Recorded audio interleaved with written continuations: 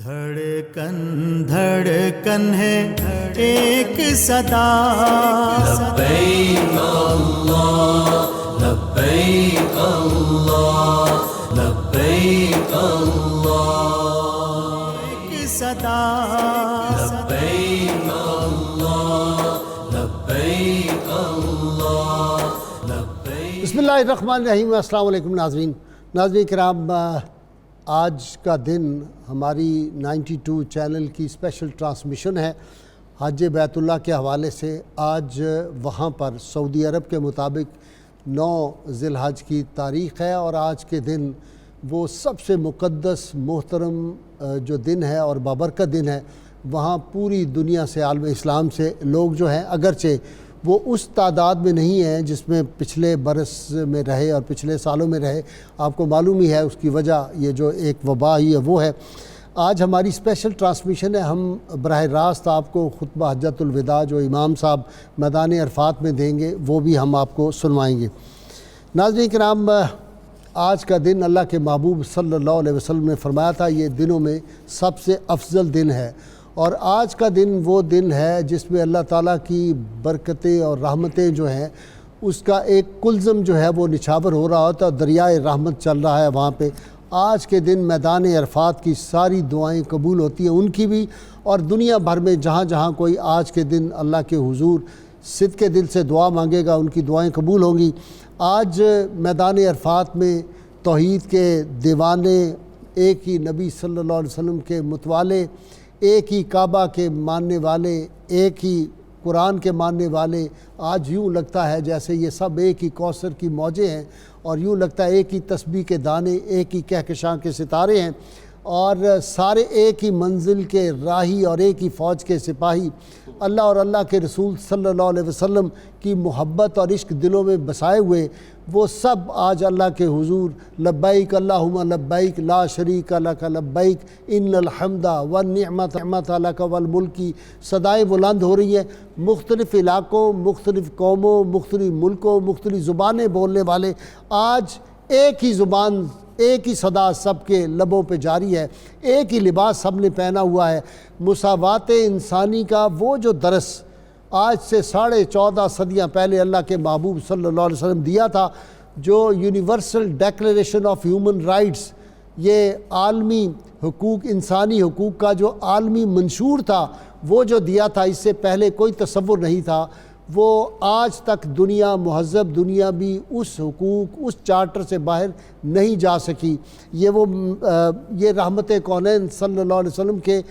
اسی معجز نما خطبہ کا، اور وہ جو آبدار موتی اور حکمت کے موتی کائنات کو آپ نے تقسیم کیے تھے، یہ اسی کا نتیجہ تھا کہ وہ لوگ وہ معاشرہ جو غلاموں کو انسان ہی نہیں سمجھتا تھا، عورتوں کو جن سے بازار سمجھتا تھا، بھیڑ اور بکری کی طرح سمجھتا تھا، ان کو پھر کیا اللہ کے محبوب صلی اللہ علیہ وسلم نے مقام دیا کہ کالی رنگت والے سیدنا بلال حبشی رضی اللہ تعالیٰ عنہ، ان کو سیدنا فاروق اعظم جن کی حکومت میں، سلطنت میں سورج غروب نہیں ہوتا تھا، وہ سیدنا بلال کہہ کے پکارتے تھے۔ وہاں پھر غلاموں کو وہ درجہ دامن مصطفیٰ صلی اللہ علیہ وسلم سے وابستہ ہونے کے بعد کہ سلمان فارسی کو اہل بیت کا درجہ دے دیا جاتا ہے۔ اور میں یہ کہوں کہ موجودہ دنیا میں، آج کی دنیا میں 1950 اور 56 تک جس ملک میں کہا جاتا تھا کہ blacks and dogs are not allowed, خاص کلبوں میں، خاص بسوں میں، ان کے لیے سب کچھ الگ تھا، پھر اسی امریکہ کا ایک کالا جو ہے وہ صدر بنتا ہوا لوگوں نے دیکھا۔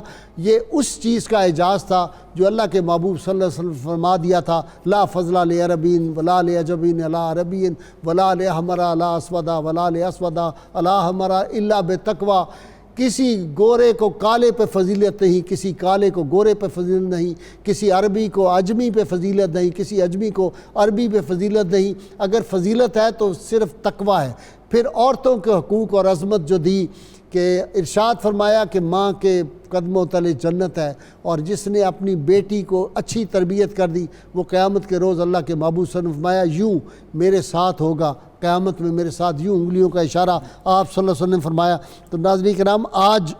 کا دن تھا جب سود جو سب سے بڑا استحصالی نظام ہے کائنات دنیا بھر میں،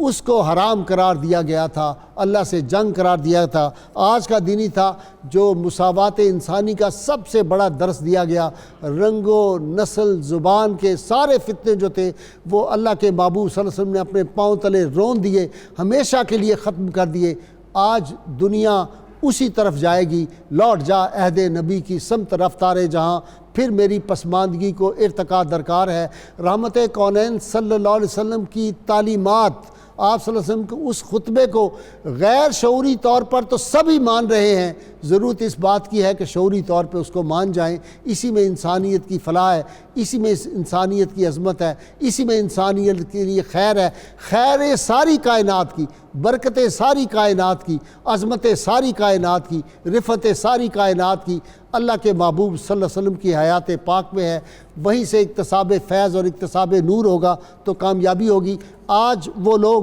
جو اس وقت میدان عرفات میں ہیں وہ خوش نصیب ہیں، اور ہمارے ابھی ایک اسکالر حضرات مجھے کہہ رہے تھے کہ یہ سلیکٹڈ لوگ ہیں، لیکن جو لوگ نہیں جا سکے، یہ جو مجبوری آئی تھی اس کی وجہ سے، میں ان کے لیے بھی ایک راحت کا پیغام دینا چاہتا ہوں کہ اللہ تعالیٰ آپ کی نیتوں کو دیکھتا ہے، اس کے دریائے کرم اتنا وسیع ہے، اس کا کلزم رحمت اتنا وسیع ہے۔ کیا عجب کہ جو لوگ صرف نیت کی ہوئی تھی حج پہ جانے کی اور اجازت نہ ملنے کی وجہ سے نہیں جا سکے، اللہ تعالیٰ انہیں حج مبرور کا ثواب عطا فرما دے۔ تو آج کی ہماری یہ ٹرانسمیشن حج بیت اللہ کے حوالے سے ہے اور میدان عرفات کے حوالے سے ہے۔ میں اپنے مہمانوں کا تعارف کرا دوں۔ آج میرے پینل میں ہیوی میرا پینل ہے ماشاءاللہ، بہت علمی شخصیات میرے ساتھ ہیں۔ آپ کو پتہ ہے میرا super star professor Muhammad Azam نوری، بہت بڑی علمی شخصیت، ان کے ساتھ تشریف فرما ہیں ڈاکٹر نعیم الدین ازہری، یہ بھی عربی علوم کے ڈاکٹر صاحب اور بہت کئی کتابوں کے مصنف ہیں۔ میرے تیسرے مہمان ہیں آج ناظرین کرام پروفیسر محمد سعید رضا بغدادی، ان کا بھی ایک بڑا ملک میں علمی طور پہ نام ہے، بہت بڑی علمی شخصیت ہے۔ اور تھوڑی ہی دیر میں مجھے ڈاکٹر طاہر حمید تنولی ماہر اقبالیات بھی جوائن کریں گے۔ ڈاکٹر صاحب از آن دا وے۔ میں ابتدا کر رہا ہوں پروفیسر محمد اعظم نوری سے۔ اعظم نوری صاحب، آج کا دن شیطان کو شکست دینے کے لیے کتنا زبردست ہے۔ شیطان جتنا ذلیل آج ہوتا ہے، اور اس کی وجہ غالباً یہ ہے، بلکہ حدیث پاک کے مطابق یقیناً یہ ہے کہ آپ صلی اللہ علیہ وسلم نے فرمایا کہ آج کے دن چونکہ دعائیں میری امتیوں کی قبول ہوتی ہیں، اللہ تعالیٰ ان کو بے پناہ انعامات عطا فرماتا ہے۔ شیطان بالکل مکھی بن جاتا ہے، چھوٹا سا، اس کو ذلیل آج کرنا ہے۔ جی اعظم نوری صاحب۔ جی بسم اللہ الرحمن الرحیم۔ غازی صاحب قبلہ، یہ امر ہمارے لیے بہت ہی سعادتوں کا باعث ہے کہ ہمیں اس مبارک دن میں اپنی محبتوں کے خراج پیش کرنے کی سعادت نصیب ہو رہی ہے۔ آپ نے جس طرف اشارہ کیا، یہ موطا امام مالک کی روایت ہے۔ ام المومنین سیدہ عائشہ صدیقہ رضی اللہ تعالی عنہا اس حدیث کی راویہ ہیں۔ رحمت کونین صلی اللہ تعالی علیہ وآلہ وسلم نے آج کے اس مبارک دن یوم العرفہ میں شیطان کی بے بسی، بے کسی اور اس کی ذلت و رسوائی کا جو نقشہ بیان کیا ہے، میرا نہیں خیال کہ کوئی لفظ آقا علیہ الصلوۃ والسلام نے چھوڑا ہو۔ ذرا لفظوں پہ غور کیجئے گا۔ آقا علیہ الصلوۃ والسلام نے ارشاد فرمایا، ما رؤی الشیطان ہوا فیہ اصغر ولا ادحر ولا اغیظ منہ ولا احقر من یوم عرفہ۔ فرمایا جتنا ذلیل و رسوا، جتنا حقیر، جتنا غصے کے اندر شیطان آج کے دن ہوتا ہے، پورے سال میں وہ کسی اور دن میں اتنا ذلیل و رسوا نہیں ہوتا۔ اور اس کا سبب بھی رحمت کونین صلی اللہ تعالی علیہ وآلہ وسلم نے ساتھ ہی بیان فرمایا۔ فرمایا اس کا سبب یہ ہے کہ وما ذاک الا لما یرا، وہ یہ غصے میں اور ذلت و رسوائی میں اس لیے لوٹ پوٹ ہو رہا ہوتا ہے کہ جب وہ دیکھتا ہے کہ من تنزل الرحمہ، آج جو رب کی رحمتوں کا نزول ہو رہا ہے، جو رب کی رحمتیں ایک موسلا دھار بارش کی طرح برس رہی ہیں، اور جس طرح رب ذوالجلال ملائکہ کو بار بار مخاطب کر کے، بار بار گواہ بنا کے ان کی بخشش و مغفرت کے اعلان کر رہا ہے، تو اس رحمت کے نزول کو دیکھ کر وہ بے حد ذلیل و رسوا اور پریشان و پشیماں ہوتا ہے. اور پروفیسر صاحب دوسرا آج آپ کو ایک شعر آپ کی نظر کرنا ہے اپنے ناظرین کی کہ کعبے پہ پڑی جب پہلی نظر کیا چیز ہے دنیا بھول گیا، یوں ہوش و خرد مفلوج ہوئے اور دل ذوق تماشا بھول گیا. سبحان اللہ سبحان اللہ. کعبۃ اللہ پہ جب نظر پڑتی ہے تو آدمی پہلی نظر میں ہی جب نظر پڑتی ہے مستجاب الدعوات بن جاتا ہے. دعائیں کیسے قبول ہوتی ہیں یہ دیکھیے آپ. بے شک ایسے ہی ہے. پہ پڑی جب پہلی نظر کیا چیز ہے دنیا بھول گیا، یوں ہوش و خرد مفلوج ہوئے دل ذوق تماشا بھول گیا. ڈاکٹر صاحب ڈاکٹر نعیم الدین اظہری صاحب کہتے ہیں کہ جو ہی آپ اندر حرم پاک میں داخل ہوں تو کعبۃ اللہ پہ پہلی نظر پڑنے سے ساری دعائیں، اور اس کے لیے میں تو ہمیشہ یہ کرتا ہوں، بزرگوں سے ہم نے سنا ہے کہ یہ دعا مانگے یا اللہ مجھے مستجاب الدعوات بنا دے، میری ساری جو اچھی دعائیں ہیں میرے حق میں تجھے پتہ ہے وہ قبول فرما لے. جی بسم اللہ الرحمن الرحیم. محترم غازی صاحب میں تو آج گفتگو کا آغاز اس کلمہ عشق و مستی سے کرنا چاہتا ہوں جو آج کے دن پوری کائنات میں گونجتا ہے، بلکہ فرشتے بھی پڑھ رہے ہیں اور ملائک بھی اس میں شریک ہیں. اور آج شجر و حجر بحر و بر کا یہ ترانہ ہے، اگرچہ وہاں تو 1000 ہیں لیکن جو تڑپ لے کے گھروں میں بیٹھے ہیں اور جن کی آنکھوں میں آنسو ہیں، جو خانہ کعبہ کا نظارہ کرنے کے لیے تڑپ رہے ہیں، سب پکار رہے ہیں لبیک اللہم لبیک لبیک لا شریک لک لبیک ان الحمد والنعمت لک والملک لا شریک لک. یہ وہ دن ہے جس دن اللہ رب العزت کی رحمتیں چھم چھم برستی ہیں. یہ وہ دن ہے جس دن اللہ رب العزت اپنے بندوں پہ نظر التفات اور نظر رحمت فرماتا ہے. اور میرے کریم آقا صلی اللہ علیہ وسلم نے ارشاد فرمایا کہ جس کو اللہ کی نظر رحمت ایک دفعہ نصیب ہو جائے لن یشقا ابدا، پھر وہ کبھی بدبخت نہیں رہتا، ہمیشہ کے لیے سعادت مند بن جاتا ہے. تو یہ سعادتیں جو ہے وہ حاصل کرنے کا دن ہے. اور اسی دن کے بارے میں حضور نبی رحمت صلی اللہ علیہ وآلہ وسلم نے ارشاد فرمایا خیر الدعاء دعاء یوم العرفہ، کہ پورے سال میں سے سب سے بہترین دعا یوم عرفہ کی دعا ہے. اور سرکار دو عالم نے فرمایا اکثر یوم یعتق فیہ الرقاب یوم العرفہ، سب سے زیادہ جس دن اللہ اپنے بندوں کی گردنیں جہنم کی آگ سے آزاد کر کے انہیں جنت کا پروانہ عطا فرماتا ہے وہ یوم عرفہ ہے. اور فرمایا اکثر یوم یرزل فیہ الشیطان یوم عرفہ. ڈاکٹر صاحب وقت ہو گیا جی ظہر کی اذان کا، تو ظہر کی اذان میں بھی سنتا ہوں، آپ بھی سنیں اور اس کے بعد ہمارا پروگرام جاری رہے گا. دھڑکن دھڑکن ہے ایک صدا لبیک اللہ لبیک اللہ لبیک اللہ. دھڑکن دھڑکن ہے ایک صدا لبیک اللہ لبیک اللہ لبیک اللہ صدا لبیک اللہ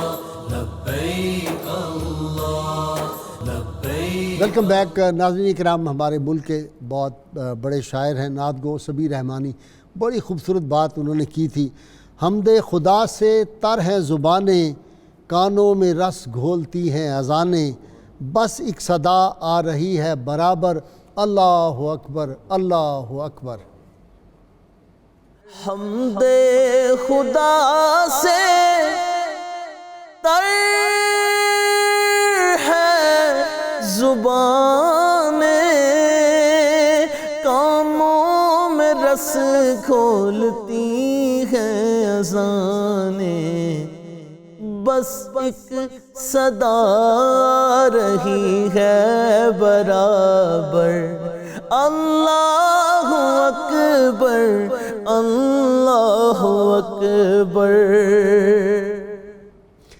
سعید رضا بغدادی صاحب، یہ وقوف اعظم ہے جو حج کا، وقوف عرفات جو ہے یہ رکن اعظم ہے حج کا؟ اعوذ باللہ من الشیطان الرجیم، بسم اللہ الرحمن الرحیم،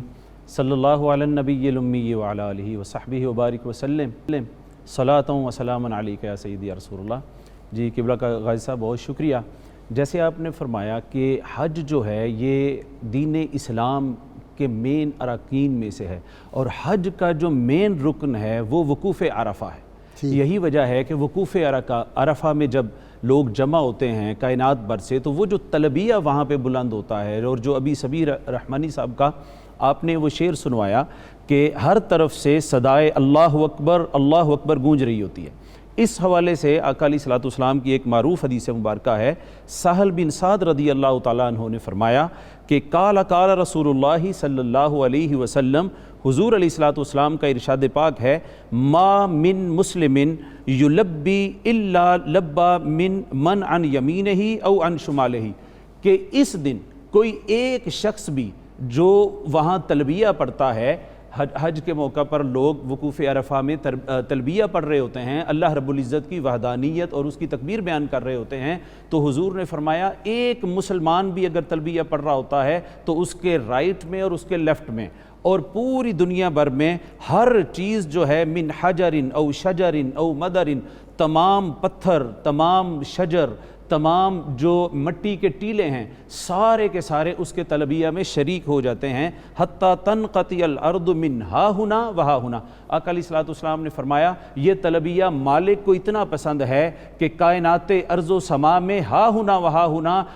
ہر طرف جو اشیاء موجود ہوتی ہیں، مسلمانان عالم جو وہاں پر جمع ہوتے ہیں اور تلبیہ پڑھ رہے ہوتے ہیں، اس کے وہ ساتھ شریک ہو جاتی ہیں، اور پورا عالم اللہ رب العزت کی وحدانیت، اس کی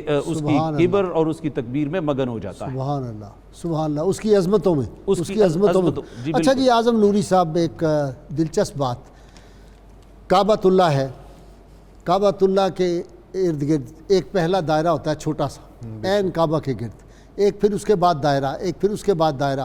تو یہ دائرے پھیلتے پھیلتے کائنات کو محیط ہو جاتی، ساری دنیا کو محیط ہو جاتے ہیں۔ مطلب یہ ہے کہ دین اسلام کا یہ جو روشنی اللہ کے نور کی، اللہ کے قرآن کی، اللہ کے محبوب صلی اللہ علیہ وسلم کے ارشادات پاک کی ہے، یہ یہاں سے نکلی ہے، یہ پھیلتی پھیلتی ساری کائنات میں اب کائنات کو محیط کر دے گی، اور پھر سمٹتے سمٹتے سمٹتے سب تم جو ہے وہ کعبہ کے فرزانے ہو، کعبہ کے دیوانے ہو، تم اس کے گرد آ کے کھڑے ہو جاؤ گے کندھے سے کندھا ملا کے۔ تو یہاں سے اتحاد عالم اسلامی کا ایک سبق بھی ملتا ہے، آپس میں مسلمانوں کی باہمی اخوت، اور آج کے دن خاص طور پہ ناظرین کرام ہمیں کشمیر کے، فلسطین کے، برما کے، ہندوستان کے مظلوم مسلمانوں کو نہیں بھولنا، اور ان کی آزادی کے لیے ہم نے آج دعائیں کرنی ہیں۔ جی اعظم نوری صاحب، دائرے، نوری دائرے بالکل بجا فرمانے، اور یہی دائرے رحمت کونین صلی اللہ تعالی علیہ وآلہ وسلم نے اپنی اس حدیث مبارکہ میں بھی قائم کیے۔ سبحان اللہ۔ پہلا دائرہ جس کو قرآن نے والذین معہ کہا، واہ سبحان اللہ، وہ صحابہ کی جماعت، جو پہلا دائرہ، واہ جی واہ، اور سبحان اللہ، معیت کا جو تھا، جو صحابہ کرام علیہم الرضوان پروانوں کی طرح آقا کریم علیہ الصلوۃ والسلام کے ارد گرد، اور اسی لیے حضور علیہ الصلوۃ والسلام نے ان دائروں کی اہمیت یوں بیان فرمائی کہ خیر القرون قرنی، پہلا دائرہ جو ہے یہ میرے صحابہ کا دائرہ ہے، ثم الذین یلونہم، پھر دوسرا دائرہ، دوسرا تابعین کا، اور تیسرا اتباع التابعین کا، اور پھر اسی طرح آگے چلتے چلتے چلتے بات آگے پہنچتی ہے۔ غازی صاحب، میں حج کے حوالے سے ایک بات عرض کرنا چاہوں گا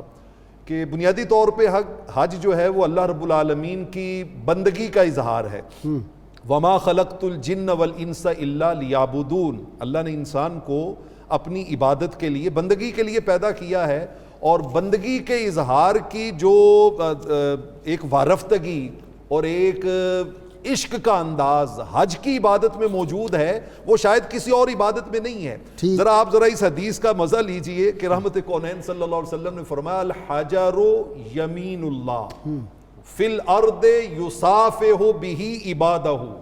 قربان جاؤں میں ان خوش نصیبوں کے مقدر پر کہ جو اس سعادت کو پا رہے ہیں اس لمحے۔ آقا نے فرمایا کہ جو حجر اسود اس خانہ کعبہ جس کے ارد گرد سارے گھومتے ہیں اس میں لگا ہوا پتھر ہے، فرمایا جان لو یہ یوں ہی ہے جیسے اللہ کا دایاں ہاتھ ہے، وہ ہاتھ سے آنکھوں سے بے نیاز ہے، لیکن سمبولیکلی فرمایا جیسے اس کا ہاتھ ہے،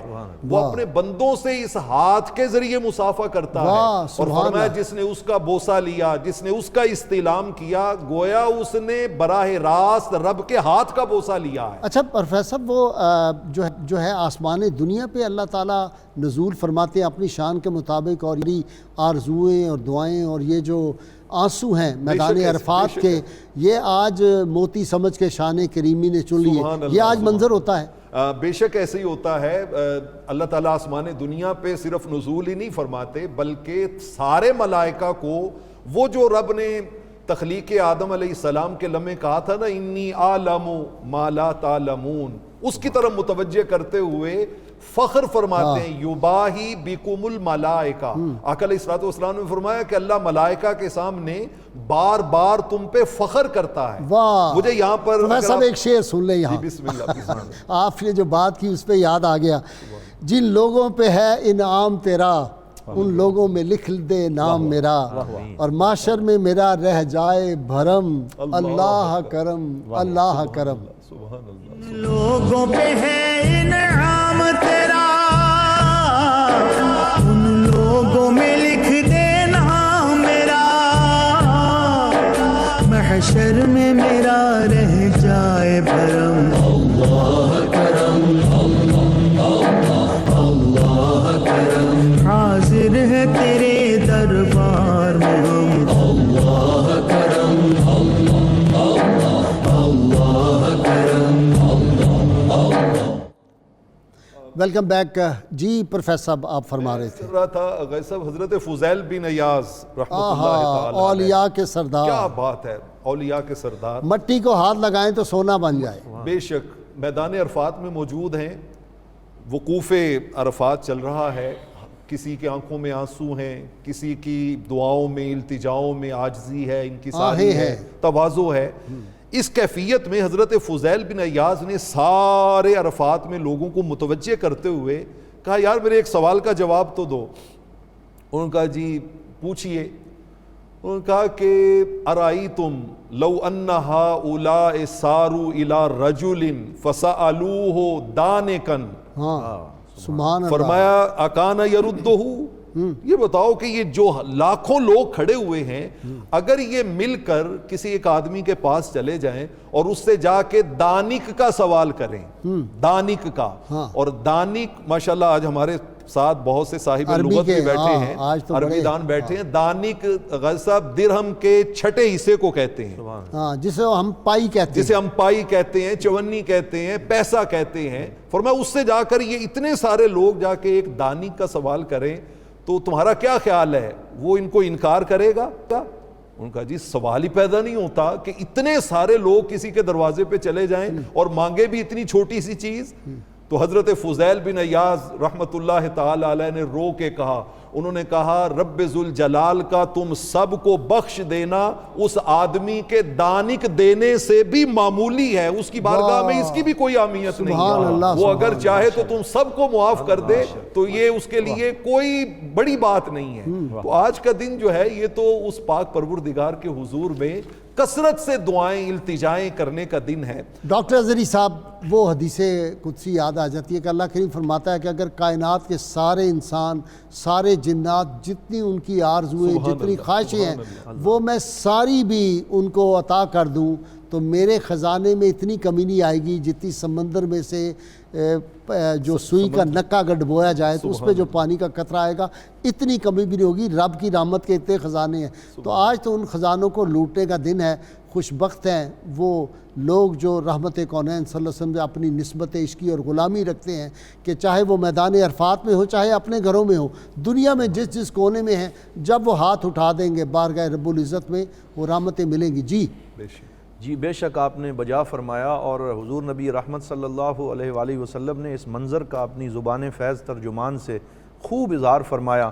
الحجاج والزوار وفد اللہ اذا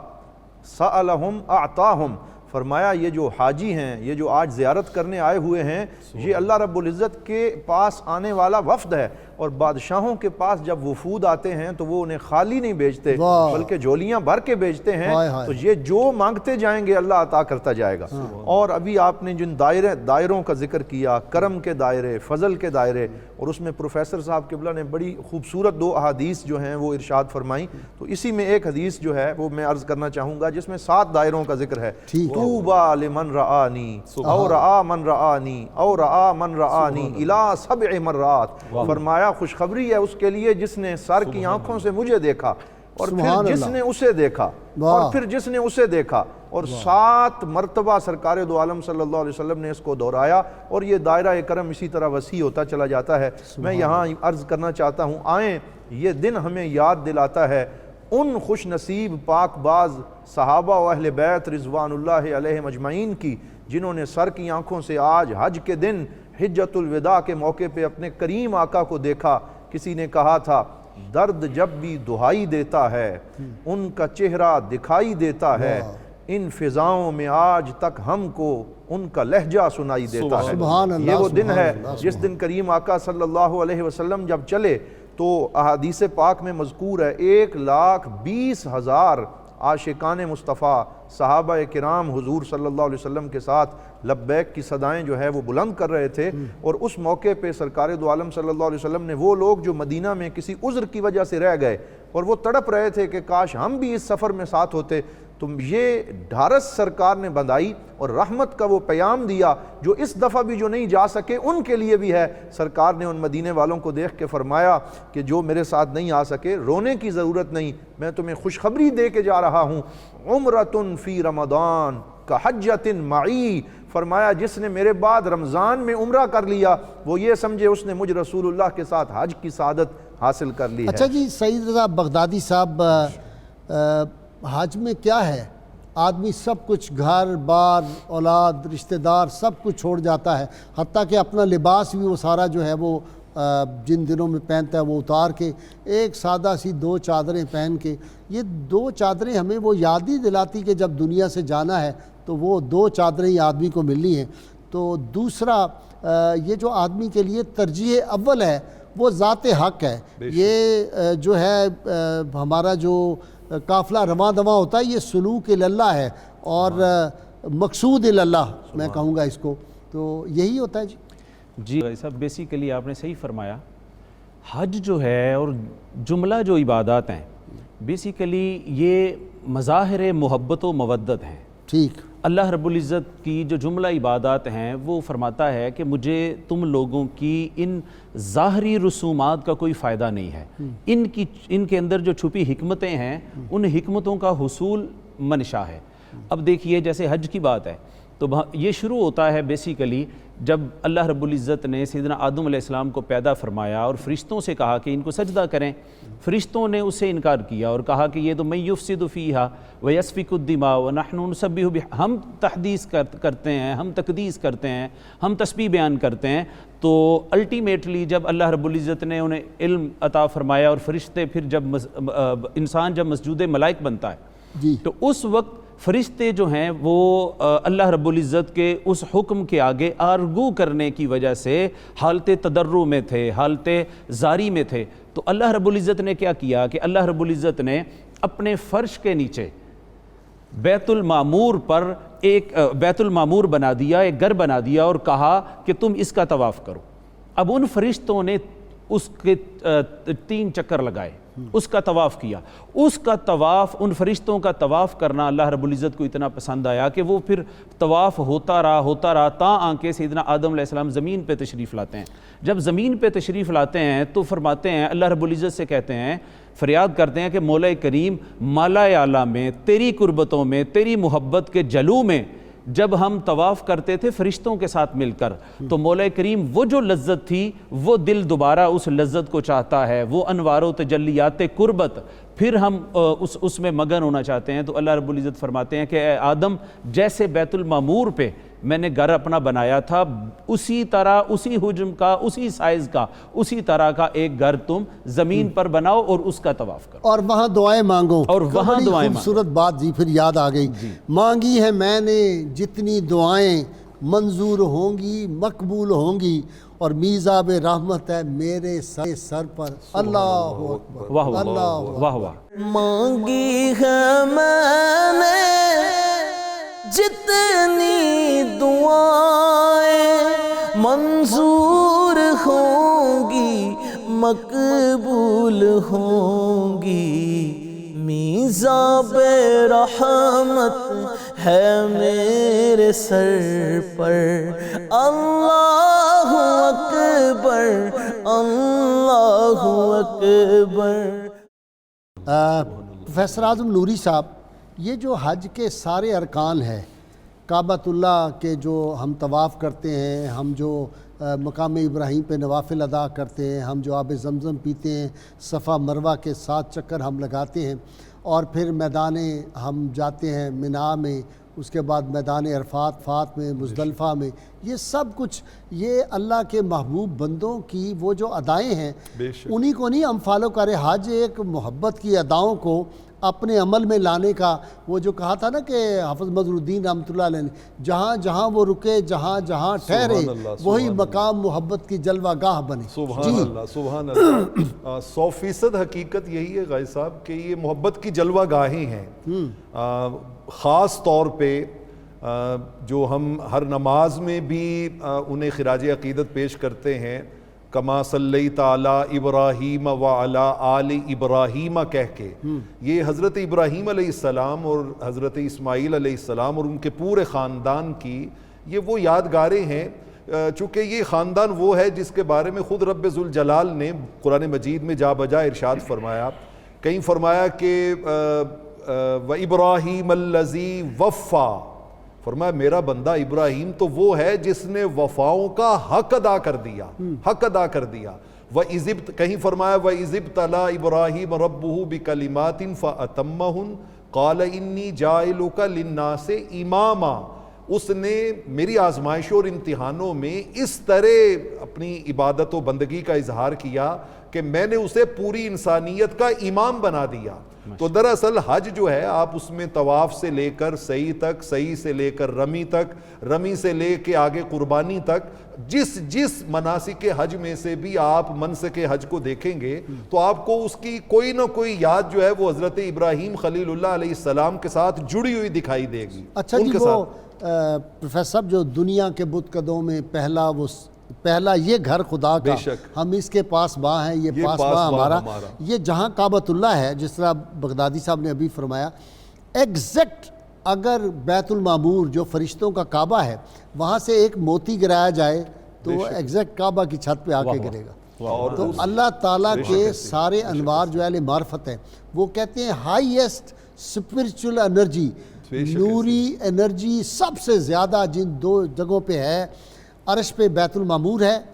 فرش پہ کعبۃ اللہ ہے، اور دوسری جگہ فرش پہ جو ہے وہ گنبد خضرا. بے شک ایسی ہے، بے شک ایسے ہی ہے. اور غازی صاحب رحمت کونین صلی اللہ تعالی علیہ وآلہ وسلم نے اس انرجی کو ان الفاظ میں بیان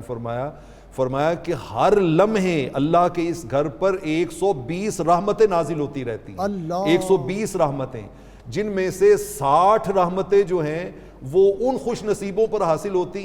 نازل ہوتی ہیں جو اس کا طواف کر رہے ہوتے ہیں.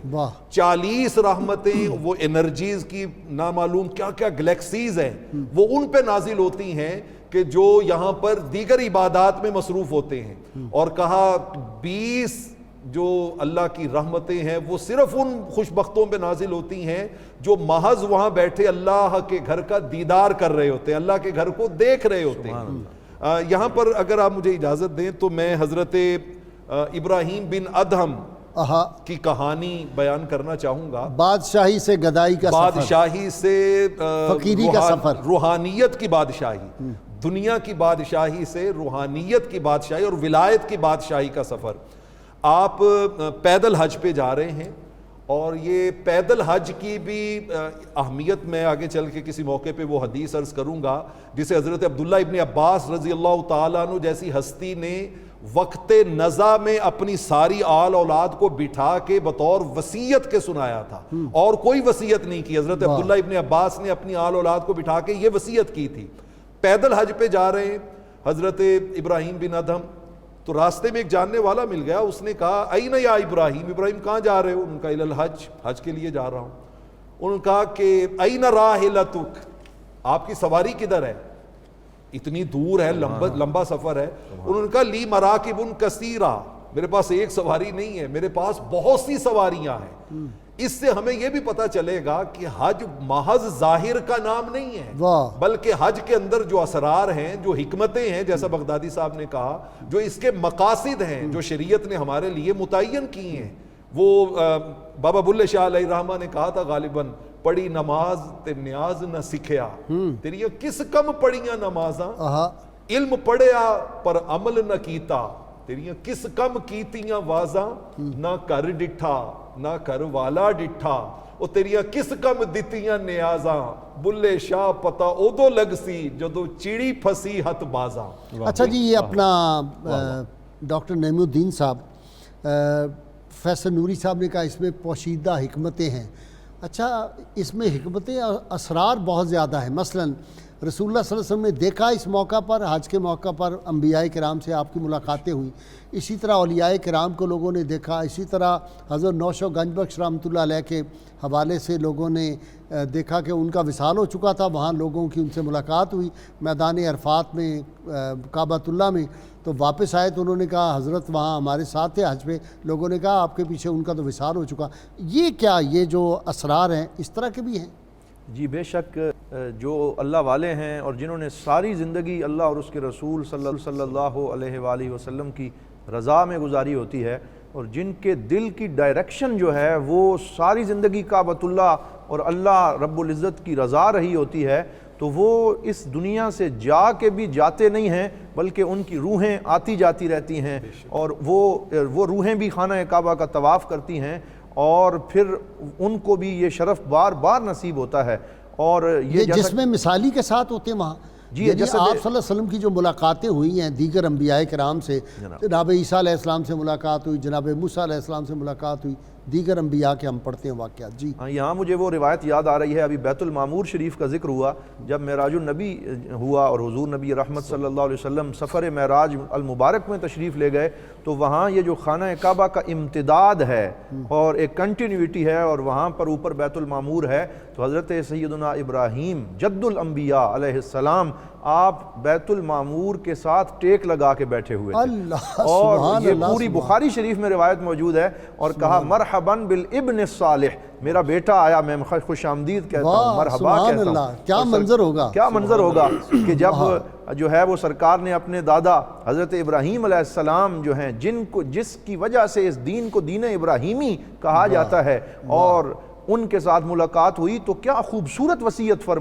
فرمایا جائیے گا اور جا کے اپنی امت کو میرا سلام دیجئے گا، اور انہیں کہیے گا کہ ابراہیم علیہ السلام نے آپ کے لیے ایک تحفہ بھیجا ہے. اور وہ تحفہ کیا ہے کہ جب آپ کا امتی پڑھتا ہے سبحان اللہ والحمد للہ ولا الہ الا اللہ واللہ اکبر، تو اللہ رب العزت کی جنت کی زمین بڑی سرسبز ہے، بڑی شاداب ہے، بڑی زرخیز ہے. جیسے جیسے آپ یہ کلمہ پڑھتے ہیں، آپ کے نام کا ایک درخت جو ہے وہاں پہ لگا دیا جاتا ہے. تو یہ ملاقاتیں وہاں پہ ہوئیں. اور پھر آج کا یہ جو دن ہے، اس میں یہ حدیث پاک بھی میں عرض کرنا چاہوں گا کہ حضور نبی رحمت صلی اللہ علیہ وسلم نے ارشاد فرمایا کہ من حج ولم یرفس ولم یفسق رجع کیوم ولدتہ امہ،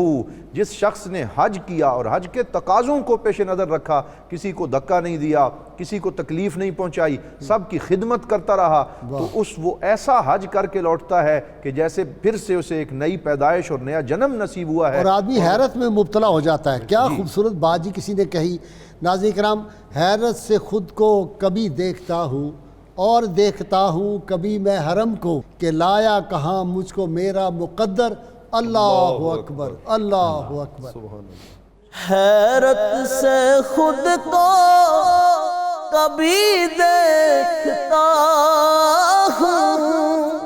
اور دیکھتا ہوں کبھی میں حرم کو، لایا کہا مجھ کو میرا مقدر، اللہ اکبر اللہ اکبر۔ ڈاکٹر سعید رضا بغدادی صاحب، ان الحج، اللہ کے محبوب صلی اللہ علیہ وسلم کا ارشاد پاک یاد آ گیا، ان الحج یغسل الذنوب کما یغسل الماء الدنس۔ سبحان اللہ۔ حج گناہوں کو اس طرح دھو دیتا ہے جس طرح پانی جو ہے وہ میل کو دھو دیتا ہے۔ اور ابھی جس طرح ڈاکٹر اظہری صاحب فرما رہے تھے، اگر صحیح طور پہ صحیح نیت کے ساتھ رزق حلال سے اگر حج کیا تو پھر آدمی ایسے ہے جیسے ماں کے پیٹ سے پیدا ہوا، تو گناہ سارے چڑھ جاتے ہیں۔ جی قبلہ، حوالے سے میں ایک قرآن پاک کی آیت مبارکہ کو ساتھ آپ کی گفتگو میں جوڑنا چاہتا ہوں۔ جی، اللہ رب العزت نے قرآن پاک میں سورہ آل عمران میں ارشاد فرمایا، وَلِلَّهِ عَلَى النَّاسِ حِجُّ الْبَيْتِ واہ، مَنِ اسْتَطَاعَ إِلَيْهِ سَبِيلًا۔ اچھا، یہ آپ کی جو گفتگو آپ نے فرمایا کہ یہ گناہوں کو بھی دھو دیتی ہے اور انسان کے فقر کو بھی ختم کرتی ہے، تو اللہ رب العزت فرماتے ہیں کہ لوگوں پر اللہ رب العزت کا یہ حق ہے کہ وہ اس کے گھر کا طواف کریں، من استطاع الیہ سبیلا، جو اس کی طرف جانے کی استطاعت رکھتا ہو۔ اگلا جملہ بہت غازی صاحب قبلہ خوبصورت ہے اور بڑا امپورٹنٹ ہے۔ وہ جملہ یہ ہے، اللہ رب العزت نے فرمایا ومن کفر، اور جو اس بات سے انکاری ہوتا ہے اور اعراض برتنے کی کوشش کرتا ہے تو وہ جان لے فَإِنَّ اللَّهَ غَنِيٌّ عَنِ الْعَالَمِينَ، اللہ رب العزت تمام عالمین سے غنی ہے، بے نیاز ہے، بے نیاز ہے، اللہ صمد ہے، بے نیاز ہے۔ اچھا، میں جب اس قرآن پاک کی آیہ مبارکہ کو دیکھتا ہوں تو میں نے دیکھا کہ اللہ رب العزت نے یہ جو جملہ اپنی صفت ارشاد فرمائی کہ وہ غنی ہے اور وہ بے نیاز ہے، تو اس کو حضور علیہ السلام کی ایک حدیث مبارکہ کے ساتھ اس کو ملا کے جوڑیں تو پتہ یہ لگتا ہے کہ آپ کو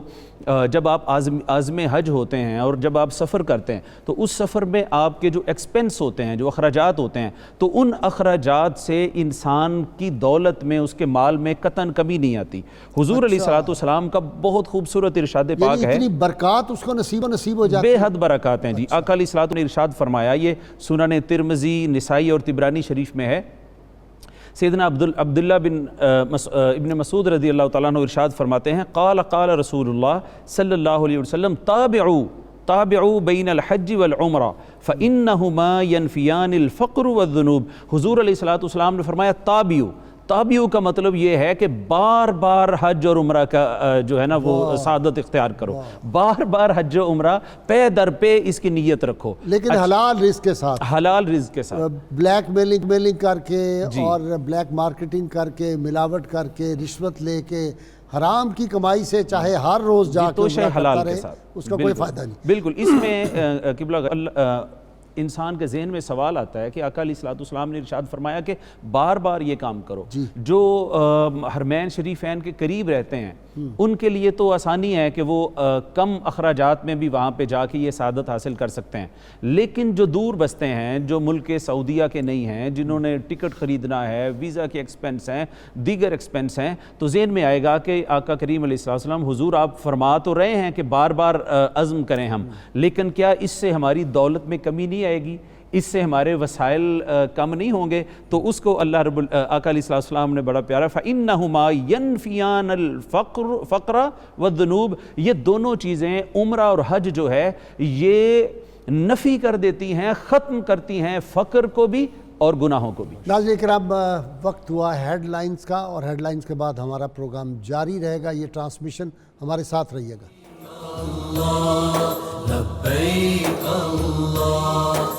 دھڑکن دھڑکن ہے ایک صدا، لبیک اللہ لبیک اللہ لبیک اللہ۔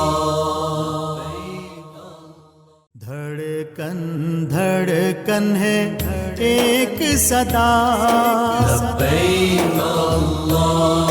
لبیک اللہ لبیک اللہ۔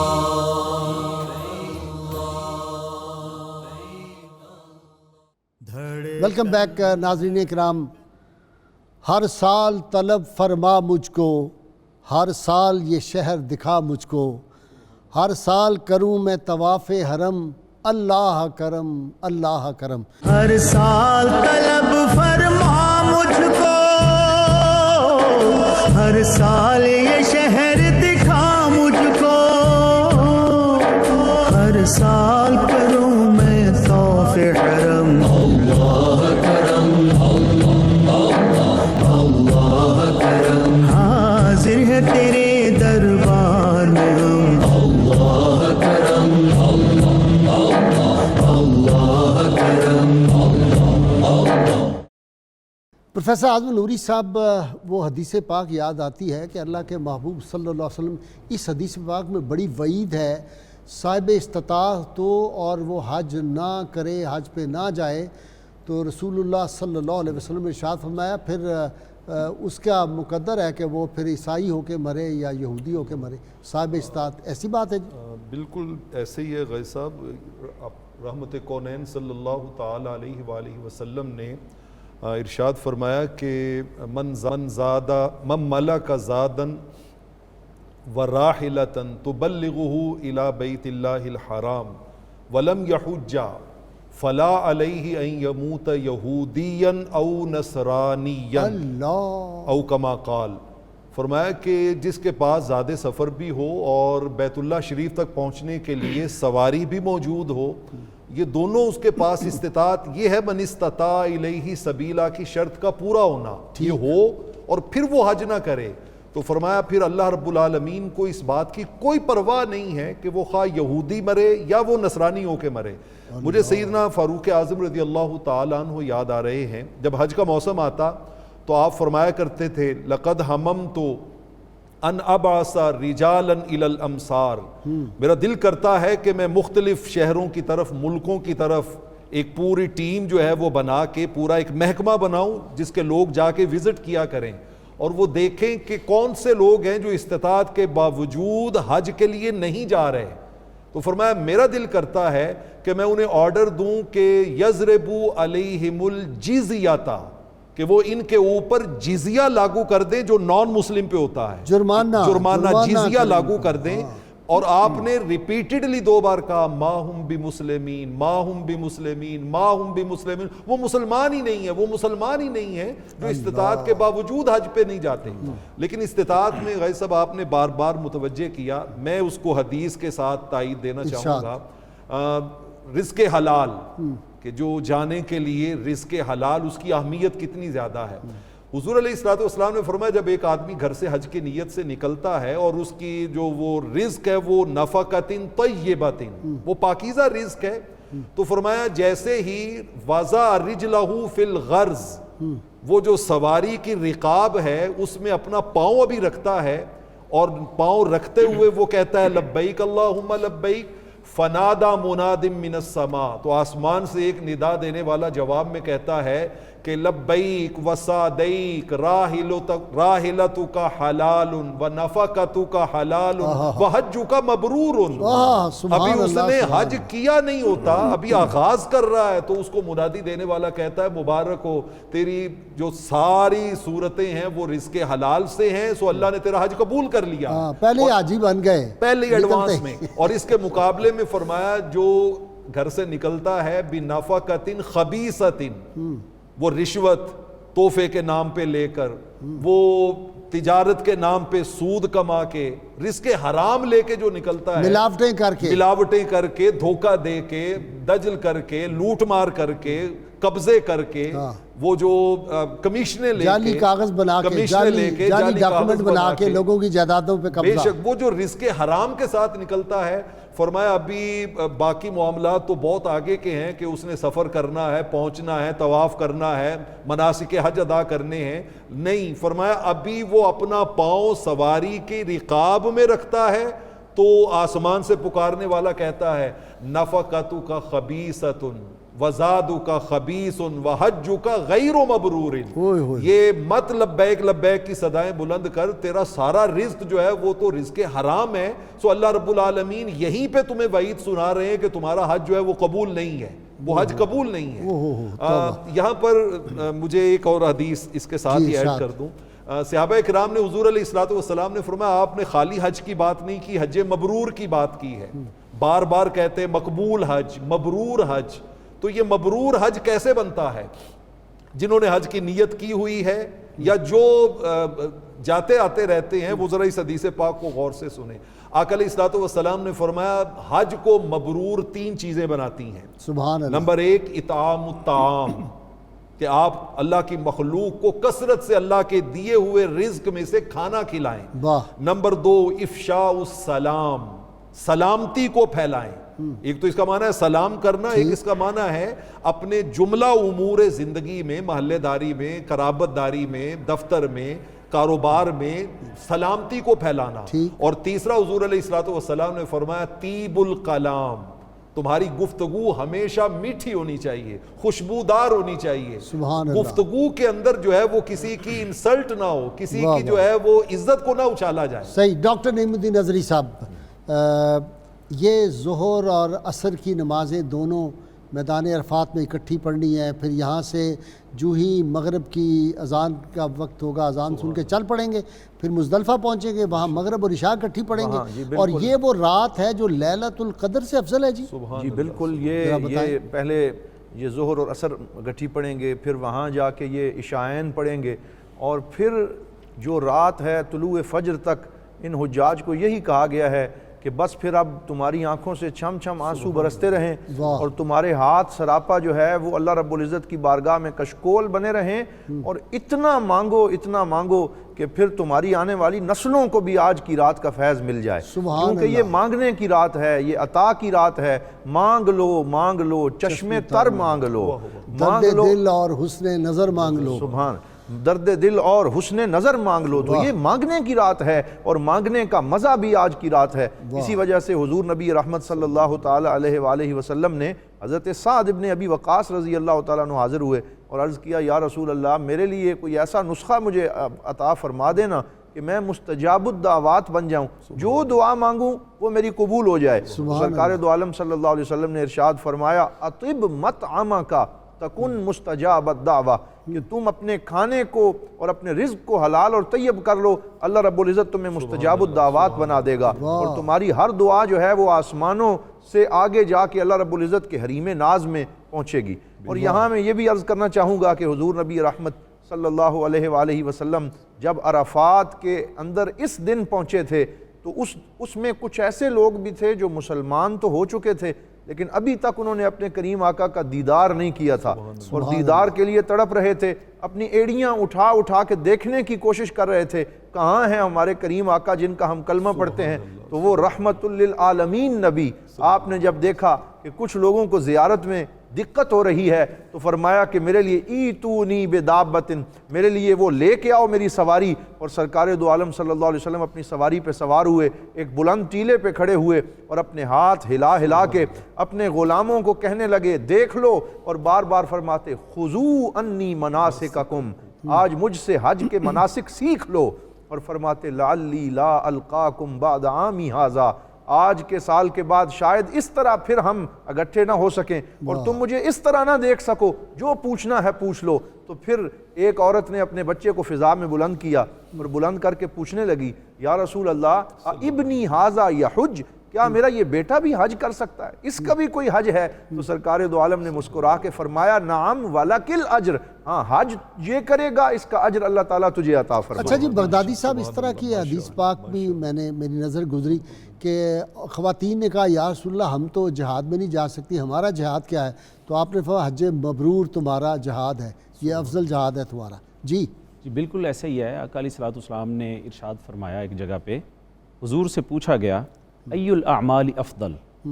کہ کون سے اعمال اللہ رب العزت کے حبیب سب سے بہترین اعمال کون سے ہیں؟ تو آقا علیہ الصلوۃ والسلام نے ارشاد فرمایا ایمان باللہ ورسولہ، کہ آپ اللہ پر ایمان لائیں اور اس کے رسول پر ایمان لائیں. صلی اللہ علیہ وسلم. ثم قیل، پھر پوچھا گیا ثم ماذا یا رسول اللہ، حضور اس کے بعد کیا ہے؟ حضور علیہ الصلوۃ والسلام نے ارشاد فرمایا الجہاد فی سبیل اللہ، اللہ کی راہ میں جہاد کریں. تیسرے نمبر پہ اس صحابی نے پھر پوچھا ثم ماذا، حضور اس کے بعد پھر کس کا اجر ہے؟ تو حضور علیہ الصلوۃ والسلام نے فرمایا اس کے بعد پھر حج ہے، حج مبرور ہے. حج مبرور یہ متفق علیہ حدیث ہے. اچھا یہ جو حج مبرور ہے، یہ حج مبرور سے مراد یہ ہے جو گناہوں سے پاک حج ہو، جو جملہ لوازمات پورے کیے جائیں حج کے، جس میں جیسے بات ہو رہی تھی کہ اور حج مبرور یہ مقبولیت خاصہ کی بھی نشانی ہے. جی مقبولیت خاصہ کی بھی نشانی ہے. اور اس میں آقا علیہ الصلوۃ والسلام نے ارشاد فرمایا عمرے اور حج کو جوڑتے ہوئے حضور نے فرمایا العمرۃ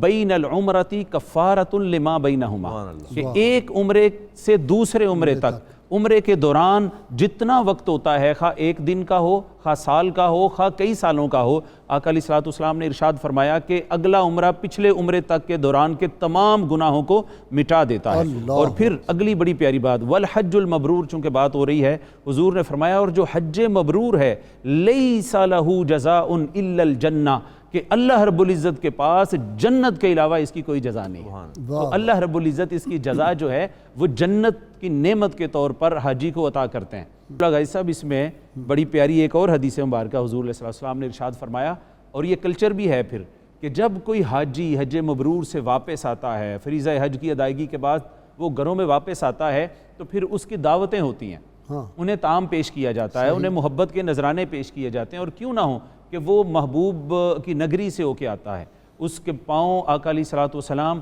کی اس جگہ سے ہو کے آتے ہیں، تو وہ اس کی جب دعوتیں ہوتی ہیں تو آقا علیہ الصلوۃ والسلام نے فرمایا جب اس کی دعوت کرو اس سے قبل کہ وہ گھر کے اندر آئے اس سے مصافحہ کرو، اور مصافحہ کے بعد اس سے کہو کہ ہمارے لیے استغفار کرے.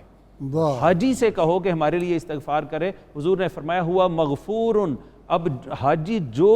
دعا کرتا ہے اللہ رب العزت اس کی دعا کو قبول فرماتے ہیں. اچھا جی، اپنا نوری صاحب بہت دلچسپ بات یاد آ گئی. خواجہ گوہر الدین صاحب رحمۃ اللہ جیندر شریف والے جو بزرگ تھے، اور یہ ویسی تھے اور بہت پہنچی ہوئی ہستی تھے، تو ان سے کسی نے کہا کہ جی اللہ تو ہر جگہ موجود ہے، تو یہ حج کرنے کے لیے اتنی دور جانا، اخراجات کرنے، تو وہاں بندہ کیوں جاتا ہے؟ انہوں نے بڑا دلچسپ جواب دیا. انہوں نے کہا جی بات یہ ہے، ہمارے گاؤں میں جب کسی کو کسی سے غلطی ہو جاتی ہے، کوئی بڑی غلطی ہو جائے، کوئی بڑا جرم ہو جائے، تو کہتے ہیں کہ لوگ اس کو پکڑ کے سزا کے طور پہ دیتے ہیں. وہ اس کے جو ہے وہ سر مونڈ دیتے ہیں، اس کی ٹرینڈ کر دیتے ہیں بندے کی، جس کو پنجابی میں کہتے ہیں، اور اس کا جو ہے قمیض اتار دیتے ہیں، اور اس طرح اس کو کرتے ہیں. پھر اس کو کہتے ہیں ساری گاؤں کی گلیوں کے تم چکر لگاؤ اس حالت میں. تو کہنے لگے میاں اصل بات یہ ہے کہ وہاں ہم اس لیے جاتے ہیں کہ جا کے کہتے ہیں یا اللہ اب تو میں نے اپنے بال بھی اتروا دیے، اب تو میں نے سارا شاہانہ لباس بھی اتار دیا، یہ 2 چادروں میں آ گیا ہوں، میں پاؤں سے بھی ننگا ہوں، تیری بارگاہ تیرے گھر کا جو ہے وہ چکر بھی پورے لگا رہا ہوں، اب تو معاف کر دے. تو کہتے ہیں بات یہ ہے کہ جب کسی سے کوئی غلطی ہو اور کسی سخی کے گھر جائیں، بڑے آدمی کریم کے گھر جائیں، تو جا کے اس کے سامنے ہاتھ جوڑیں تو وہ معاف کر دیتے ہیں. کریموں کی یہ صفت ہے، اور سب سے بڑھ کے کریم کون سی ذات ہے؟ وہ رب تعالیٰ کی ذات ہے. تو اس لیے ہم وہاں جاتے ہیں کہ کریم، بڑے کریم اب تو تیرے گھر میں آ گئے، سر بھی ہم نے منڈا دیا، لباس شاہانہ بھی اتار دیا، ساری جو خوشبوئیں تھیں وہ بھی اتار دی، کوئی اور کام بھی ہم نہیں کوئی ایسا کر رہے، اب تو معاف کر دے. تو کہتے ہیں اس لیے وہاں پہ ہم بھائی جاتے ہیں. سبحان اللہ، سبحان اللہ. غازی صاحب اللہ رب العالمین، میں 2 جملے سنانا چاہوں گا. ایک جملہ اللہ ملائکہ سے کہتا ہے، اور ایک جملہ اپنے دربار میں ان آنے والوں خوش نصیبوں سے کہتا ہے. ملائکہ سے کہتا ہے یا ملائکتی، اے فرشتو، عبادی جاؤنی شؤسن من کل فج عمیق، دیکھو میرے بندے کتنی دور دور سے بال بکھرے ہوئے ہیں، گرد و غبار میں اٹے ہوئے ہیں، 2 انسلی چادریں پہنے ہوئے آ گئے ہیں. اور بندوں سے اللہ رب العالمین فرماتا ہے کہ افیضوا مغفورا لکم ولمن شفعتم، فرمایا جاؤ واپس آپ اپنے گھروں کو چلے جاؤ، میں نے صرف تمہیں معاف نہیں کیا ہے بلکہ آگے جس کی تم سفارش کرو گے میں نے اس کو بھی معاف کر دیا، میں نے اس کو بھی معاف کر دیا. وہ کریم اس معاملے میں اتنا کرم کرتا ہے. میں یہاں پر مصنف عبد الرزاق میں بھی ہے، شعب الایمان میں بھی ہے، المعجم الاوسط میں بھی ہے یہ روایت جو عرض کرنے لگا ہوں. حضرت بڑی ایمان افروز صاحب، آپ از خود اس کا ایک بڑا روحانی لطف محسوس کریں گے. مسجد مینا ہے، مسجد خیف، آقا علیہ السلام جلوہ افروز ہیں. حضرت عبداللہ ابن عمر رضی اللہ تعالیٰ عنہ حدیث کے راوی ہیں.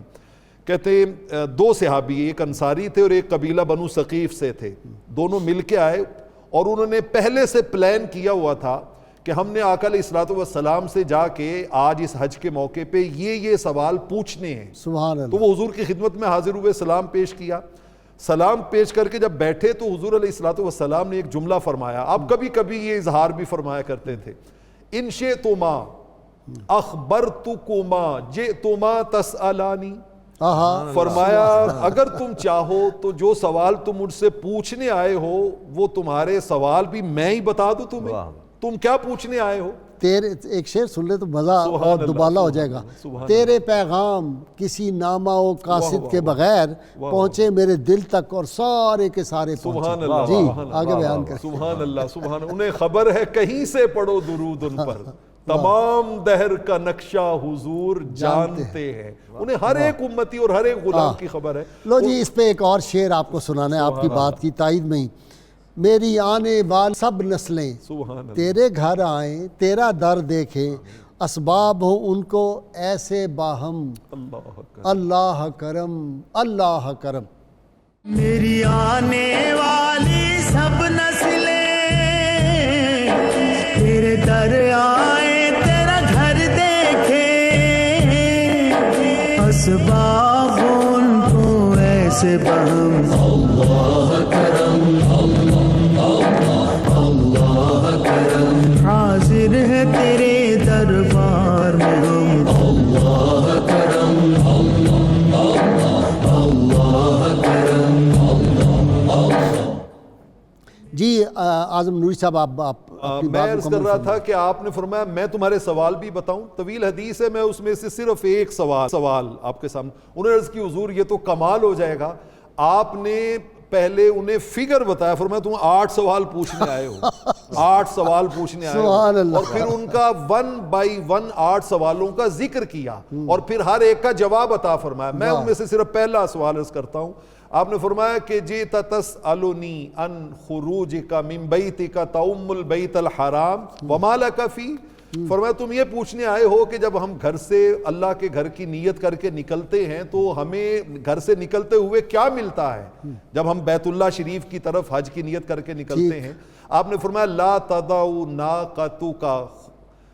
خفا ولا ترفعه الا بحسنۃ. فرمایا جب تم گھر سے نکلتے ہو تمہاری سواری قدم رکھتی ہے اور جب قدم اٹھاتی ہے تو ہر قدم رکھنے پر اور قدم اٹھانے پر اللہ تمہیں ایک نیکی دیتا ہے اور ایک گناہ تم سے دور فرما دیتا ہے. دور فرما دیتا ہے. سبحان اور آخری سوال غازی صاحب میں اس کے ساتھ اگر اجازت دیں تو میں جوڑ لوں. انہوں نے کہا کہ تم یہ پوچھنے آئے تھے کہ اللہ کے گھر کا جب ہم طواف کرتے ہیں تو ہمیں اس میں سے کیا ملتا ہے اس طواف میں. فرمایا اس طواف جب تم کرتے ہو تو اس وقت تمہاری کیفیت یہ ہو چکی ہوتی ہے کہ تم گناہوں سے بالکل پاک صاف ہو چکے ہوتے ہو. سبحان اللہ. یاتی ملکن, اللہ ایک فرشتے کو بھیجتا ہے جاؤ میرے بندے کے پاس. یضع یدیہ بین کتفیہ, وہ تمہارے دونوں کندھوں کے درمیان ہاتھ رکھ کے وہ فرشتہ تمہیں کہتا ہے کہ اعمل فیما تستقبل وغفر لما مضی. جا بندے اب مستقبل میں نیک اعمال کر, ماضی کے جتنے تیرے گناہ تھے وہ سارے معاف ہو گئے, اللہ سارے کے سارے معاف ہو گئے. سبحان اللہ. یہ حج کی عبادت تو ایک ایسی عبادت ہے کہ جس کے اندر فیض ہی فیض ہے, کرم ہی کرم ہے, رحمت ہی رحمت ہے. اقبال نے کہا جی کہ اگر دیکھے تو ہے باریک فطرت کا حجاب اتنا, نمایاں ہے فرشتوں کے تبسم ہائے پنہانی. جو اللہ کے بندے ہوتے ہیں وہ تو فرشتوں کی وہ ساری باتیں سن رہے ہوتے ہیں, بے شک ایسی, ان کو سارا نظر آ رہا ہوتا ہے. جی ڈاکٹر نعیم الدین اظہری صاحب آپ کی طرف آ رہا ہوں. جی اچھا جی یہ بھی بتائیں کہ کون سے اعمال جو ہیں ان سے احتراز کرنا چاہیے آج کے دن, کون کون سی چیزوں کا بڑا خاص خیال رکھنا چاہیے, چاہے آپ عرفات میں ہیں, مزدلفہ میں ہیں, منی میں ہیں. جی جی بالکل, اس میں قرآن کریم نے بھی بڑی تصریح فرمائی ہے اور حضور صلی اللہ علیہ وآلہ وسلم نے اپنے عمل سے بتایا ہے. سب سے پہلے تو قرآن فرماتا ہے الحج اشہر معلومات فمن فرض فیہن الحج فلا رفث ولا فسوق ولا جدال فی الحج. کہ جب حج جو ہے یہ مقرر کیا ہے, اللہ رب العزت نے فرض کیا ہے, تو اس کا مقصد ضبط نفس پیدا کرنا ہے, تمہاری تربیت کرنا ہے, تمہارا تزکیہ کرنا ہے, تمہیں ایک ایسا عبد خاص بنانا ہے جیسا اللہ رب العزت کو پسند ہے. تو اب وہاں جا کر تم نے جو ہے وہ تمہاری زبان جو ہے وہ ابیوز نہ کرے, تم نے کوئی غلط لفظ نہیں کہنا، کسی کو دھکا نہیں دینا، مخلوق کو تکلیف نہیں پہنچانی، سب کے لیے خیر کا پیامی بننا ہے۔ یعنی یہ ٹریننگ ہو رہی ہے، یہ ٹریننگ ہو رہی ہے۔ ڈاکٹر صاحب مشکل بڑا ہوتا ہے، حج آپ نے بھی یقیناً کیا ہوگا، وہاں جب آدمی جاتا ہے اور اتنے دن، اور وہاں مشقت کے معاملات بھی آتے ہیں بہت زیادہ، تو یہ ضبط نفس کی جو ٹریننگ یہاں ہوتی ہے دنیا میں پوری زندگی میں آدمی کو نہیں اس طرح کی ہوتی۔ جی اور بالکل جناب، یہ جیسا کہ آپ نے فرمایا، حضور نبی رحمت صلی اللہ علیہ وسلم نے خود یہ ٹریننگ کر کے اور یہ عمل فرما کے اپنے صحابہ کرام کو اور پوری امت کو سکھایا ہے۔ آج کل ایک وی آئی پی حج کا تصور بھی نکل آیا ہے۔ بعض لوگ، یہ جو بزنس مین طبقہ ہے، وہ کہتے ہیں نہیں جی ہمارا ہوٹل بھی وی آئی پی ہو، ہمیں جو ہے بالکل کوئی مسئلہ نہ ہو، بالکل قریب ہم رہیں۔ لیکن حضور صلی اللہ علیہ وسلم کی یہ حدیث ملاحظہ فرمائیں، بخاری شریف کے اندر ہے کہ جب میرے آقا صلی اللہ علیہ وسلم وہاں تشریف لے گئے اور پانی پینے کا معاملہ تھا اور وہ گرمی کا موسم تھا، اور صحابہ کرام رضوان اللہ تعالی علیہ مجمعین جس جگہ سے پی رہے تھے وہ ایک کنواں نما، ایک تالاب نما جگہ تھی، اور آب زمزم بھی وہاں پہ موجود تھا، تو حضرت سیدنا عباس رضی اللہ تعالیٰ عنہ جو حضور کے چچا جان ہیں حاضر ہوئے اور عرض کرنے لگے جئتک بماء نظیف من مکہ، میں آپ کے لیے بڑا صاف پانی صاف برتن میں لے کے آیا ہوں، آپ یوں کہہ سکتے ہیں منرل واٹر کا تصور جسے کہتے ہیں۔ سرکار دو عالم نے کیا ارشاد فرمایا، اشرب مما یشربہ الناس، فرمایا جہاں سے لوگ پی رہے ہیں وہیں سے میں بھی پیوں گا، اور میں وہی پیوں گا، وہی کھاؤں گا جو میرے غلام کھا رہے ہیں۔ یہ درس سادگی کا، یہ درس عجز و نیاز کا سرکار دو عالم صلی اللہ علیہ وسلم نے حج کے موقع پہ دیا، اور یہی سبق سیکھ کے ہمیں وہاں سے آنا چاہیے۔ اور پھر اس میں ایک تدریج، اچھا ایک واقعہ بھی یاد آ گیا جی، بڑا ہی ایک سے ایک بڑھ کے ہے جی، باتیں ہیں سرکار کی، یہ باتیں بھی خوشبودار ہوتی ہیں جب آدمی بات کر رہا ہوتا ہے، کہ جب واپسی ہونے لگی نا خود یہ حجۃ الوداع سے، تو آپ کو پتہ ہے کہ لیٹ ہو گیا تھا قافلہ، تو لیٹ کس وجہ سے ہوا کہ اسامہ بن زید کہیں چلے گئے تھے ادھر ادھر، ان کے انتظار میں جب واپس آئے تھے تو ان کا انتظار کر رہے تھے، اور کچھ لوگوں نے کچھ برا منایا، یعنی کچھ اس بات کو فیل کیا کہ جی اس کی وجہ سے ہمیں لیٹ ہو گئے، تو آپ صلی اللہ علیہ وسلم نے اس کو اپنے ساتھ بٹھایا ہے اور اتنی تکریم ایک غلام زادے کو عطا کی۔ یہ بھی ایک سبق تھا کہ آج کے دن وہ جو ہے نا، آپ نے جو وصال پاک سے پہلے فرمایا الصلاۃ او ملکت ایمانکم، یہی وہی بات ہے جی۔ اور اس میں جناب میں یہ عرض کرنا چاہوں گا کہ حضور نبی رحمت صلی اللہ علیہ وسلم نے یہ اس موقع پہ کسی کو ایذا نہ دینے کا جو تصور ہے، یعنی یہ فرمایا کہ حقوق اللہ تو بخشے جائیں گے، حج مبرور میں ہر شے تمہیں ملے گی، لیکن بندوں کے حق جو تم نے مارے ہوئے ہیں وہ ان بندوں سے بخشوانے پڑیں گے۔ اور حضرت سیدنا عمر فاروق رضی اللہ تعالیٰ عنہ جلیل القدر صحابی ہیں، جب وہ اس موقع پر سرکار دو عالم صلی اللہ علیہ وسلم کی معیت میں ان کا شوق ہوا کہ آج کے اس موقع پر میں حجر اسود کا بوسہ لے لوں، سرکار نے فرمایا آپ بڑے مضبوط وجود والے ہیں، آج آپ استلام پہ گزارا کر لیں، بوسہ پھر کبھی لے لینا، کہیں آپ کی وجہ سے میرے کسی صحابی کو تکلیف نہ ہو جائے، کہیں کسی کو دھکا نہ لگ جائے۔ اس سے تو پھر پتہ چلا کہ یہ جو اتنی وہاں زوردار ایک دوسرے کو دھکے دے کر اوپر سے گرائے جا رہے ہوتے ہیں بندے حجر اسود کے بوسے کے لیے، وہ اجازت نہیں ہے اس کی اسلام۔ دیکھیے نا جناب، حجر اسود جو ہے یہ تو حضور صلی اللہ علیہ وسلم کی سنت مؤکدہ ہے، اور ایذائے مسلم حرام ہے۔ ایک سنت کو حاصل کرنے کے لیے حرام کا ارتکاب کر لینا تو یہ تو لینے کے دینے پڑ جاتے ہیں، لہٰذا اس چیز کا التزام کرنا، چاہے عمرے پہ جائیں چاہے حج پہ جائیں، چاہے جمعہ پڑھ رہے ہوں، وہ جو پھلانگ کے اوپر سے جانا ہے کہ میں نے آگے پہنچنا ہے، بالکل اس کو بھی۔ اور دیکھیے کہ جب مدینہ پاک میں تہجد کے وقت پہلے تو وہ دروازہ کھلتا تھا صبح جو ہے وہ 2 بجے کے قریب، تو پھر جس طرح لوگ بھاگ کے ریاض الجنہ میں پہنچنے کی کوشش کرتے تھے اور اس سے جو آواز پیدا ہوتی تھی، اور سرکار دو عالم کی بارگاہ کا جو ادب ہے اور بارگاہ الوہیت کے جو آداب ہیں، اب بھی جب وہ خواتین کے لیے ہوتا ہے نا بند، اور جب کھولتے ہیں تو وہ دوڑیں لگ جاتی ہیں لوگوں کی۔ دوسرا یہ بھی ہے یہاں پہ بات، ڈاکٹر صاحب آپ کی طرف آ رہا ہوں، بغدادی صاحب، کہ وہاں پہ میں نے دیکھا قدمین پاک میں بیٹھے ہوئے یا ریاض الجنہ میں بیٹھے ہوئے اپنا فون کھولا ہوا ہے، بلکہ مواجہ شریف کے سامنے کہ ہم اس وقت مواجہ شریف جا رہے ہیں، میرے آگے فلانا ہے، میرے پیچھے فلانا ہے، ہم ابھی ہوٹل سے نکلے ہیں۔ یہ باتیں بھی ذرا ہو ہی جائیں کہ ادب، جب آپ نے حج کے دوران وہ جو حدیث پاک ہے، جس نے حج کیا اور میرے روضہ انور پہ نہ آیا اس نے مجھ پہ جفا کی، یہ اس طرح کا مفہوم ہے۔ علیہ السلام نے سر فرمایا، کچھ لوگوں کا یہ تصور ہے کہ حج پہ جب ہم جا رہے ہیں تو حج کے جو اراکین ہیں، جو اس کے نسک ہیں، وہی ارکان حج ہیں، وہ کر لیے تو بس کافی ہے۔ اب وہ یہ نہیں جانتے کہ اس میں حج جو ہے یہ بیسیکلی اللہ رب العزت کے جو انبیاء ہیں، جو اللہ رب العزت کے بندے ہیں، ان کی سنتوں پر چلنے کا نام ہے اور ان کی اداؤں کو زندہ رکھنے کا نام ہے۔ آپ نے جیسے ارشاد فرمایا کہ کچھ لوگ آتے ہیں اور وہ آقا علیہ الصلوۃ والسلام کی بارگاہ اقدس میں حاضر نہیں ہوتے، اور اس پہ تو آقا علیہ الصلوۃ والسلام نے بڑی وعید فرمائی، اور حضور نے فرمایا فمن حجہ، جس بندے نے حج کیا فلم یزرنی، اور اس نے میری زیارت نہ کی، فقد جفانی، تو گویا اس نے مجھ سے بے وفائی کی۔ اور جہاں ایک طرف بے وفائی کا ہے، دوسری طرف جو آقا علیہ الصلوۃ والسلام حضور سے شوق ملاقات میں وہاں جائے، آقا علیہ الصلوۃ والسلام کہ روضہ اقدس پہ حاضر ہو اور حضور کی بارگاہ میں سلام عقیدت پیش کرے، اس کے لیے حضور نے فرمایا من زار قبری، جس شخص نے میرے روضہ انور کی زیارت کی، وجبت لہ شفاعتی، اس کے لیے میری شفاعت جو ہے واجب ہوگی۔ اور ایک جگہ پہ تو قبلہ غازی صاحب آقا علیہ السلام نے یہ بھی ارشاد فرمایا کہ من زار قبری فقد زارنی، جس شخص نے میرے روضہ پاک کی زیارت کی گویا اس نے میری ہی زیارت کی۔ اچھا جی نوری صاحب، آپ کا سبجیکٹ آ گیا ہے، وہ یہ کہ ایک تو ہے نا کہ امام احمد رضا رحمۃ اللہ نے فرمایا بخدا خدا کا یہی ہے در، نہیں اور کوئی مفر مکر، جو وہاں سے ہو یہیں آ کے ہو۔ الحمد لله العفو الغفار العزيز الجبار مصرف أنواع الأقدار ليمتاز الأخيار عن الأشرار تفضل على العباد بالنعم الغزار والخير الدرار ويتخلل ذلك بعض المصائب لحكم ومصالح قدرها الحكيم الغفار وأشهد أن لا إله إلا الله وحده لا شريك له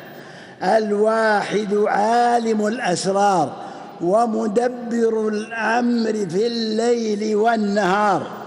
وأشهد أن محمدًا عبده ورسوله المختار وصفه رب العالمين بقوله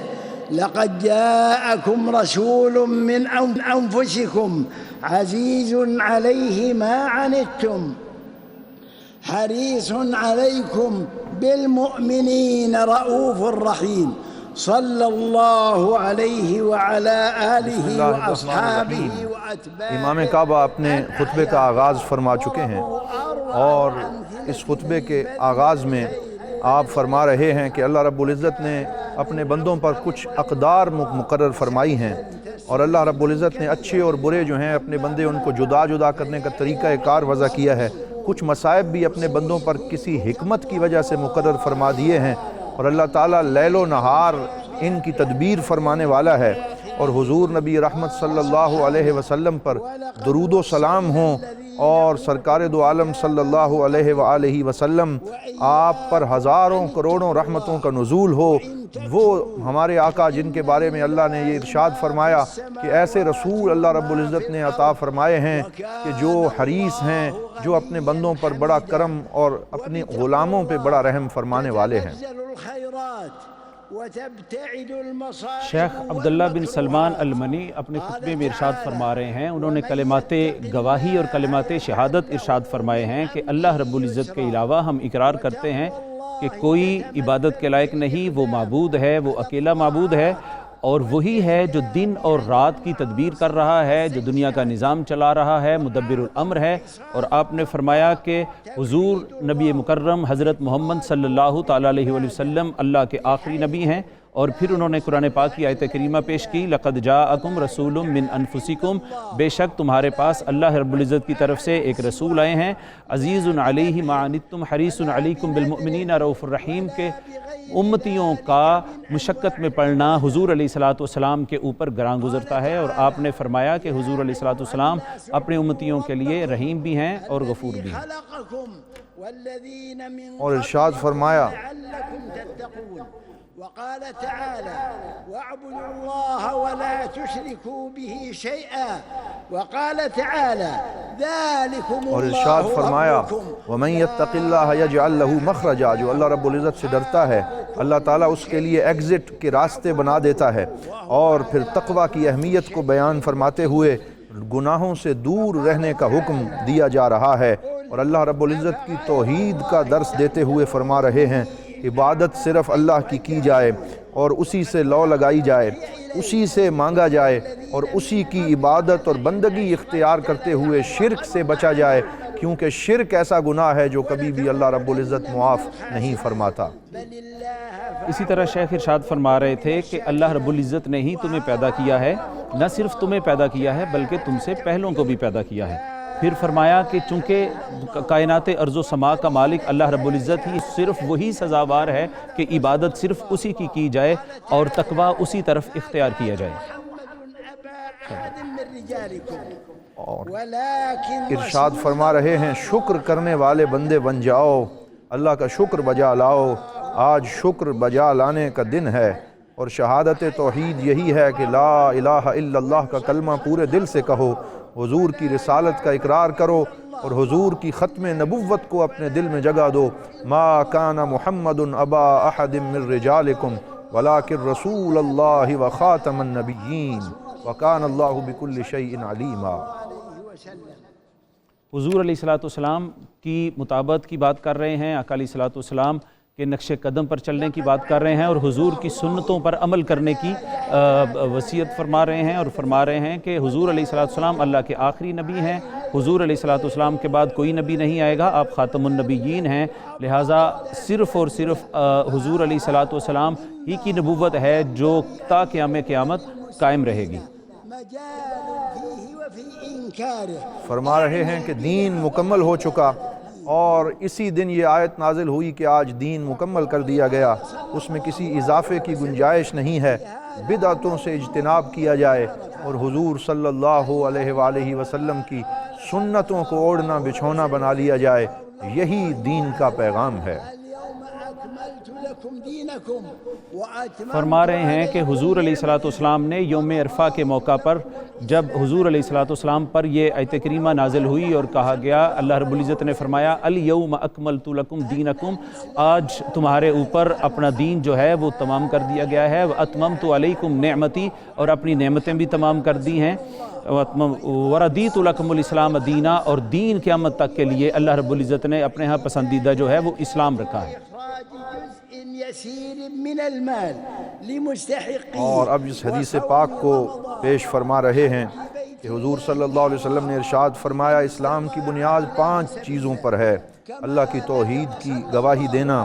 اللہ کے نبی کی رسالت کا اقرار کرنا اور نماز ادا کرنا اور روزہ رکھنا، زکوٰۃ ادا کرتے رہنا، اور جب استطاعت ہو تو اللہ رب العزت کے گھر میں حاضر ہو کے حج کا فریضہ سر انجام دینا۔ یہ دین کے 5 ارکان اور بنیادیں ہیں۔ جی آپ نے فرمایا کہ حضور علیہ السلام نے فرمایا تھا کہ مستحقین کا خیال رکھو اور انہیں اپنے مال میں سے حصہ دار بناؤ، اور اس کے بعد پھر فرمایا کہ اللہ رب العزت پر ایمان باللہ و رسولہ، اللہ پر ایمان لاؤ، اس کے رسولوں پر ایمان لاؤ، و ملائکتہ، اور اس کے فرشتوں پر ایمان لاؤ، و کتبہ و رسلہ، اور اس کی کتابوں پر ایمان لاؤ، اور پھر والقدر خیرہ و شرہ، اور جو تقدیر ہے اس کے نیک اور شر ہونے پر بھی ایمان لاؤ۔ اور اب ارشاد فرما رہے ہیں کہ اللہ رب العزت نے اپنے رسول کو یہ ڈیوٹی اور یہ فرائض انجام دینے کے لیے بھیجا کہ تزکیہ اور اپنے غلاموں اور اپنے امتیوں کو پاک کرنا اور ان کو کتاب و حکمت کی تعلیم دینا۔ اس لیے اللہ کا ذکر کرو، اس کا شکر کرو، کفر نہ کرو، اور صبر اور استعانت، صبر سے مدد طلب کرو اور نماز سے مدد طلب کرو، اور اللہ رب العزت کا ذکر صبح و شام جاری رکھو، اٹھتے بیٹھتے اور اپنے پہلوؤں پہ بھی اپنے رب کو یاد کرتے رہو۔ آپ نے فرمایا کہ اللہ رب العزت کہ حضور شکر ادا کرتے رہو، جتنا ہو سکے اللہ رب العزت کا ذکر کرو، اور اسی طرح صبر سے کام لو، صبر کو اختیار کرو۔ شیخ نے فرمایا کہ جتنا ہو سکے وہ تقوی اختیار کیا جائے، اور یہ متقین کی صفات میں سے ہے کہ وہ صبر کرتے ہیں، اور ان اللہ مع الصابرین، کہ اللہ رب العزت صبر کرنے والوں ہی کو پسند کرتا ہے، اور صبر کرنے والے اس کے مقربین بندے ہیں۔ اب امام کعبہ اس بات کی تاکید فرما رہے ہیں کہ دنیا کی زندگی مصائب سے خالی نہیں ہے،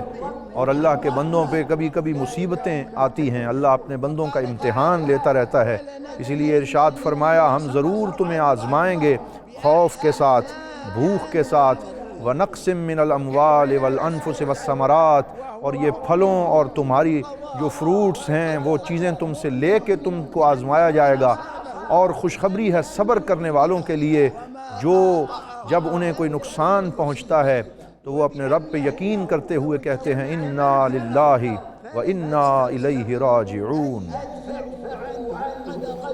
جی صبر ہی کے متعلق امام کعبہ اپنے خطبہ میں یہ ارشاد فرما رہے ہیں کہ اذا اصابتہم مصیبہ، اللہ رب العزت کے بندے وہ ہیں جب انہیں مصیبت آن لیتی ہے، کوئی پریشانی آن لیتی ہے تو وہ کہتے ہیں قالوا انا للہ و انا الیہ راجعون، یہ ہم بھی اللہ رب العزت کے لیے ہیں اور اسی طرف لوٹنے والے ہیں، اور یہ جو آزمائش ہے یہ بھی اللہ رب العزت کی طرف سے ہے۔ تو آپ نے فرمایا جو ان آزمائشوں پر پورا اترتا ہے تو قرآن پاک کی آیت اتنی کہ وَلَا نَجْزِيَنَّهُمْ، اللہ رب العزت فرماتا ہے کہ ہم صبر کرنے والوں کو ضرور جزا عطا فرماتے ہیں۔ اور اب ارشاد فرما رہے ہیں کہ مصیبت اور امتحان بھی اسی لیے آتا ہے کہ وہ اللہ کے حکم سے آتا ہے۔ اس بات پہ یقین پختہ رکھ لو کہ چاہے کوئی خوشی ہو یا غم ہو وہ اللہ رب العزت کی طرف سے ہے۔ ما اصاب من مصیبت، جو بھی مصیبت پہنچتی ہے تمہیں وہ تمہارے رب کی طرف سے پہنچتی ہے، تاکہ تم اللہ کی نعمتوں کو یاد کرو اور اس کی نعمتوں کا شکر بجا لاؤ۔ اگر یہ مصائب نہ ہوتے تو انسان کو نعمتوں کی قدر نہ ہوتی اور وہ اللہ کا شکر صحیح طریقے سے نہ بجا لا سکتا۔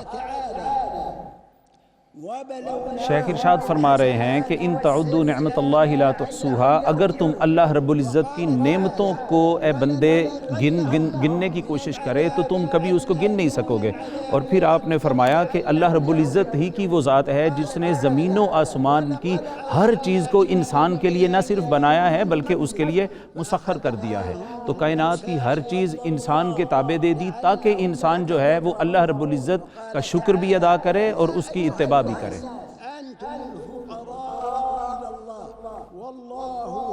اور اسی موضوع پہ بات کرتے ہوئے مزید ارشاد فرما رہے ہیں کہ یہ آزمائشیں اور مصیبتیں اس لیے آتی ہیں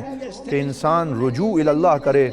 اللہ کی بارگاہ میں سچی توبہ کر لے، اس کی بارگاہ میں سجدہ ریز ہو جائے۔ اور اللہ تعالیٰ فرماتا ہے ہم کبھی کبھی تمہیں چھوٹی مصیبتیں دے کر بڑی بڑی مصیبتوں سے بچا لیتے ہیں، اور جو سختیاں تم پہ آتی ہیں وہ اس لیے تاکہ تم اللہ رب العزت کی بارگاہ کے سچے بندے بن جاؤ اور زبان حال سے یوں کہو کہ ہم فقیر ہیں اور تو غنی ہے، تو بے نیاز ہے، تو عطا فرمانے والا ہے۔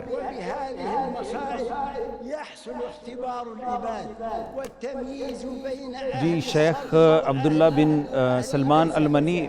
آج صبر کے اوپر اور اللہ رب العزت کی نعمتوں پر شکر ادا کرنے کے حوالے سے اس پہ انفسائز کر رہے ہیں، زور دے رہے ہیں، اور آپ فرما رہے ہیں اللہ رب العزت نے فرمایا یا ایھا الناس، اے لوگو، انتم الفقراء،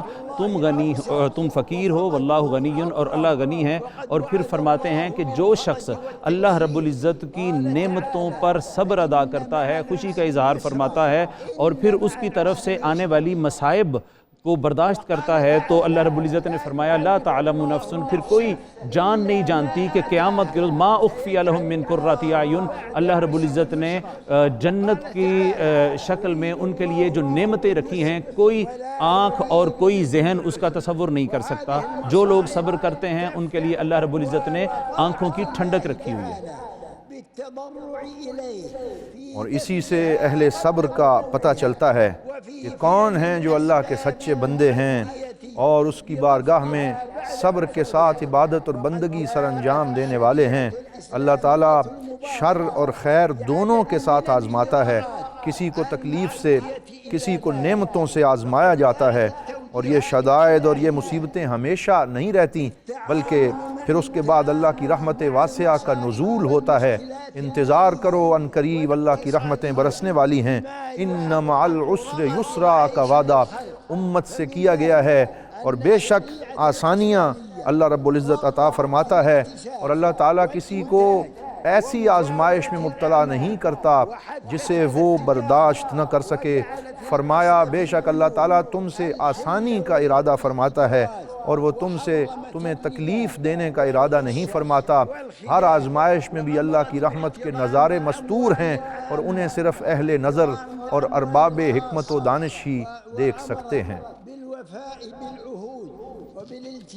شریعت اسلامیہ میں فرما رہے ہیں کہ اللہ رب العزت نے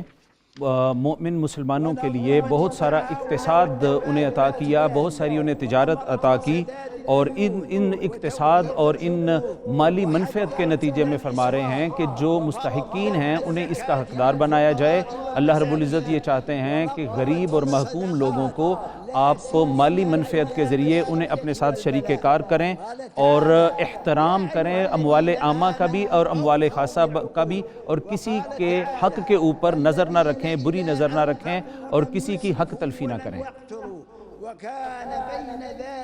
اب امام کعبہ اپنے خطبے میں معاملات کی اہمیت کو بیان فرما رہے ہیں کہ وعدہ پورا کرنے کا حکم دیا گیا ہے، آپس میں تعاون کا حکم دیا گیا ہے۔ مومن صرف اپنی ذات تک محدود ہو کے نہیں رہتا، اسی لیے قرضوں کی ادائیگی کا حکم ارشاد فرمایا، زکوٰۃ ادا کرنے کا حکم دیا تاکہ پورے مسلمان معاشرے کو اس کا فائدہ پہنچے۔ صدقات کی ترغیب دی جا رہی ہے اور شدت کے وقت میں بالخصوص چیریٹی ورک کرنے کا درس دیا جا رہا ہے۔ اپنے مسلمان بھائیوں کا سہارا بن جاؤ اور اے ایمان والو وعدے پورے کرو اور اپنے مسلمان بھائیوں کی تنگی کے وقت میں ان کے کام آؤ، اللہ تم پہ راضی ہوگا اور وہ اپنی رحمتوں کے دروازے تمہارے لیے کھول دے گا۔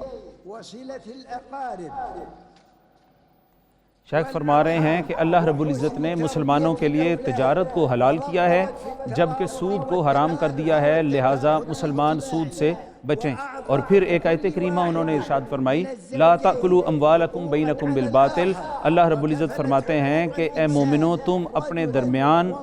لا تأکلوا اموالکم، ایک دوسرے کے جو اموال ہیں، جو املاک ہیں، بینکم بالباطل، وہ غیر شرعی طریقے سے، غیر صحیح طریقے سے ان پہ قبضہ مت کرو۔ اب صلہ رحمی کی ترغیب دی جا رہی ہے اور تربیت اولاد کی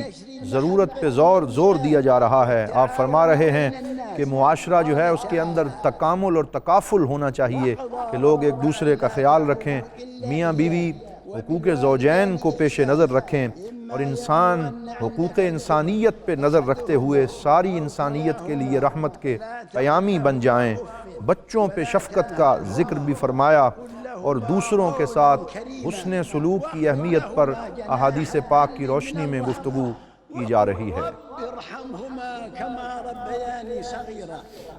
شیخ تعاون بین الناس کی بات کر رہے ہیں کہ لوگوں آپس میں ایک دوسرے کے ساتھ تعاون کرو، نیکی میں تعاون کرو، اور اس کے بعد فرما رہے ہیں کہ اللہ رب العزت کی وحدانیت کی طرف آؤ اور پھر والدین کے ساتھ احسان کرو۔ اور فرمایا، ایک آیت کریمہ پڑھی ہے شیخ نے جس کا ترجمہ یہ ہے کہ جب والدین دونوں میں سے کوئی ایک بھی تمہارے سامنے بوڑھا ہو جائے تو فلا تقل لہما اف، والدین کو اف تک نہ کرو، واخفض لہما جناح الذل، تو ان کے لیے جو ہے وہ اپنے کندھے ادب سے جھکا لو، احترام سے جھکا لو اور ان کے احکام پر عمل پیرا ہو جاؤ۔ والدین کی خدمت پر زور دیتے ہوئے فرما رہے ہیں کہ ان کی خدمت اللہ رب العزت نے اپنی عبادت کے بعد دوسرے فریضے کے طور پہ ذکر فرمائی ہے کہ ان کے ساتھ حسن سلوک کرو اور تکلیف کے اندر بھی ان کے لیے راحت کا سامان کرو۔ اللہ تعالیٰ تمہیں اپنی جناب سے رحمتیں نصیب فرمائے گا۔ عدل اور احسان کو اپنی زندگی کا اوڑھنا بچھونا بنا لو اور فحشاء و منکرات اور فحاشی و عریانی سے، برائیوں سے اجتناب کرو اور اپنے رشتہ داروں کے حقوق کا خیال رکھتے ہوئے صلہ رحمی کرو اور اپنے اقارب اور اپنے جو عزیز ہیں ان کے حقوق کے بارے میں تم سے سوال کیا جائے گا۔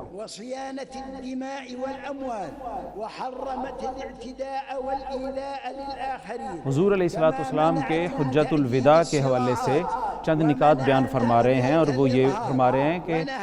حضور علیہ السلام نے لوگوں کے حقوق کی ادائیگی کا حکم دیا تھا، اور حضور علیہ السلام نے فرمایا تھا کہ تم لوگ ایک دوسرے کا حق نہیں کھا سکتے، لوگوں کو ان کا حق پیش کرو، اور حفظ الحقوق کی بات کی ہے کہ لوگوں کے حقوق کو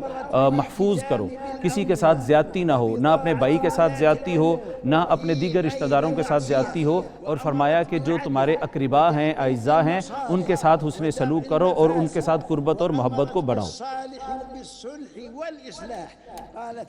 اور آپ فرما رہے ہیں کہ دوسروں کو تکلیف دینے سے باز رہو۔ ارہاب اور دہشت گردی کا ذکر کیا کہ اس کی اسلام میں کوئی گنجائش موجود نہیں ہے، مومن کبھی دہشت گرد نہیں ہو سکتا۔ فساد فی الارض سے اللہ رب العزت نے منع فرمایا ہے، اس لیے دشمنوں کے ہاتھوں کا آلہ کار نہ بنو، دشمنوں کے ایجنٹ نہ بنو، امن و امان کا خیال رکھو، اپنے ملک کی سیکیورٹی کو قائم رکھنا یہ پورے معاشرے کی ذمہ داری ہے، اور اپنے حکمرانوں کی اطاعت کرو جب تک کہ وہ اللہ اور اس کے رسول صلی اللہ علیہ وسلم کی اطاعت اور فرما برداری میں مشغول رہیں۔ ایک بہت اہم میسج جو ہے وہ امت مسلمہ کو دے رہے ہیں، اور فرما رہے ہیں کہ اے امت مسلمہ، تم تفرقوں میں جو پڑے ہوئے ہو، اس ایٹیٹیوڈ کو ختم کرتے ہوئے اللہ رب العزت کے حکم کی تابعداری میں آؤ، اور وَاعْتَصِمُوا بِحَبْلِ اللَّهِ جَمِيعًا وَلَا تَفَرَّقُوا کی تصویر بنتے ہوئے اللہ کی رسی کو مضبوطی سے تھام لو اور ٹکڑوں میں مت بٹو۔ اور اسی طرح پھر آپ نے فرمایا ان اللہ یأمر بالعدل والاحسان، اللہ رب العزت تمہیں حکم دیتا ہے کہ تم بندوں کے درمیان عدل کرو اور احسان کا معاملہ کرو۔ اسی طرح پھر فرمایا ان اللہ یأمرکم ان تؤدوا الامانات الی اہلھا، کہ اللہ رب العزت تمہیں حکم دیتا ہے کہ تم امانتیں ان کے اہل لوگوں تک پہنچاؤ، امانت میں خیانت نہ کرو، اپنے رویوں میں خیانت نہ لاؤ، اور لوگوں کے ساتھ حسن سلوک کا معاملہ کرو۔ اللہ اور اس کے رسول صلی اللہ علیہ وسلم کی غیر مشروط اطاعت اور فرما برداری کا حکم دیتے ہوئے اللہ نے ارشاد فرمایا کہ اولی الامر کی اطاعت اس وقت تک کرو جب تک کہ وہ اللہ اور اس کے رسول کی اطاعت کریں، اور اگر آپس میں کسی بات پہ تنازع ہو جائے، نزاع ہو جائے، تو اللہ اور اس کے رسول صلی اللہ علیہ وآلہ وسلم کی طرف رجوع کرو، لوگوں کا حق نہ مارو، زمین میں فساد نہ مچاؤ، اللہ کی راہ سے مومنوں کو نہ روکو، آپس کے جھگڑوں کو حل کرنے کے لیے اللہ اور اس کے رسول صلی اللہ علیہ وسلم کے عطا کردہ قوانین کی طرف رجوع کرو۔ اسی میں پوری امت مسلمہ کے لیے خیر کا پیغام موجود ہے۔ شیخ فرما رہے ہیں کہ مسلمان آپس میں نزاعات کو ختم کریں، چونکہ نزاعات کو ختم کرنا جو ہے یہ اللہ رب العزت کے ہاں مقبول ہے، اور فرمایا وَأَصْلَحُوا بَيْنَكُمْ، اور آپس میں ایک دوسرے کی صلح کروایا کرو۔ وَأَصْلِحُوا بَيْنَكُمَا، دو بھائی اگر لڑ پڑیں تو ان کی کوئی صلح کروایا، یہ اللہ رب العزت کو بہت پسند ہے۔ اور پھر حضور علیہ السلام کے خطبہ کا حوالہ دے رہے ہیں کہ حضور علیہ السلام نے فرمایا وَعْلَمُوا، یہ بات یاد رکھو کہ أَنَّ دِمَاءَكُمْ وَأَمْوَالَكُمْ حَرَامٌ، کہ تمہارا ایک دوسرے کے لیے جو خون ہے اور جو مال ہے وہ حرام ہے، تم ناحق کسی کا خون نہیں کر سکتے، اور ناحق کسی کا مال جو ہے اس پر قابض نہیں ہو سکتے۔ اسی طرح حرام ہے جس طرح اس دن، یہ دن کی حرمت ہے اور اس مہینے کی حرمت ہے اور اس سال کی حرمت ہے تمہارے لیے، اور ایک دوسرے کی گردن نہ مارو اور ایک دوسرے کا حق مت کھاؤ۔ اور اب ارشاد فرما رہے ہیں کہ اللہ رب العزت کی عبادت بجا لاؤ، 5 وقت کی نمازوں کی پابندی کرو، رمضان کے روزوں کا التزام کرو، اللہ اور اس کے رسول کی اطاعت کرو، اللہ تعالیٰ جنت عطا فرمائے گا۔ اور اس کے بعد بہت اہم بات فرماتے ہوئے صحت کی حفاظت، یہ سلسلے میں شریعت کی تعلیمات کا ذکر کیا جا رہا ہے کہ اللہ رب العزت نے نظام طہارت اور نظافت اسی لیے عطا فرمایا تاکہ مسلمان بیماریوں سے محفوظ رہیں، معاشرے کو صاف رکھنے کا حکم دیا، اور وباؤں کے دور میں احتیاط کرنا یہ در حقیقت عین اسلام ہے۔ اس لیے اب کے جو وبا کا دور ہے اس میں اس پوری احتیاط کو جو پیش نظر رکھا جا رہا ہے یہ اسلام کی حکمت بالغہ کا نتیجہ ہے۔ ظاہری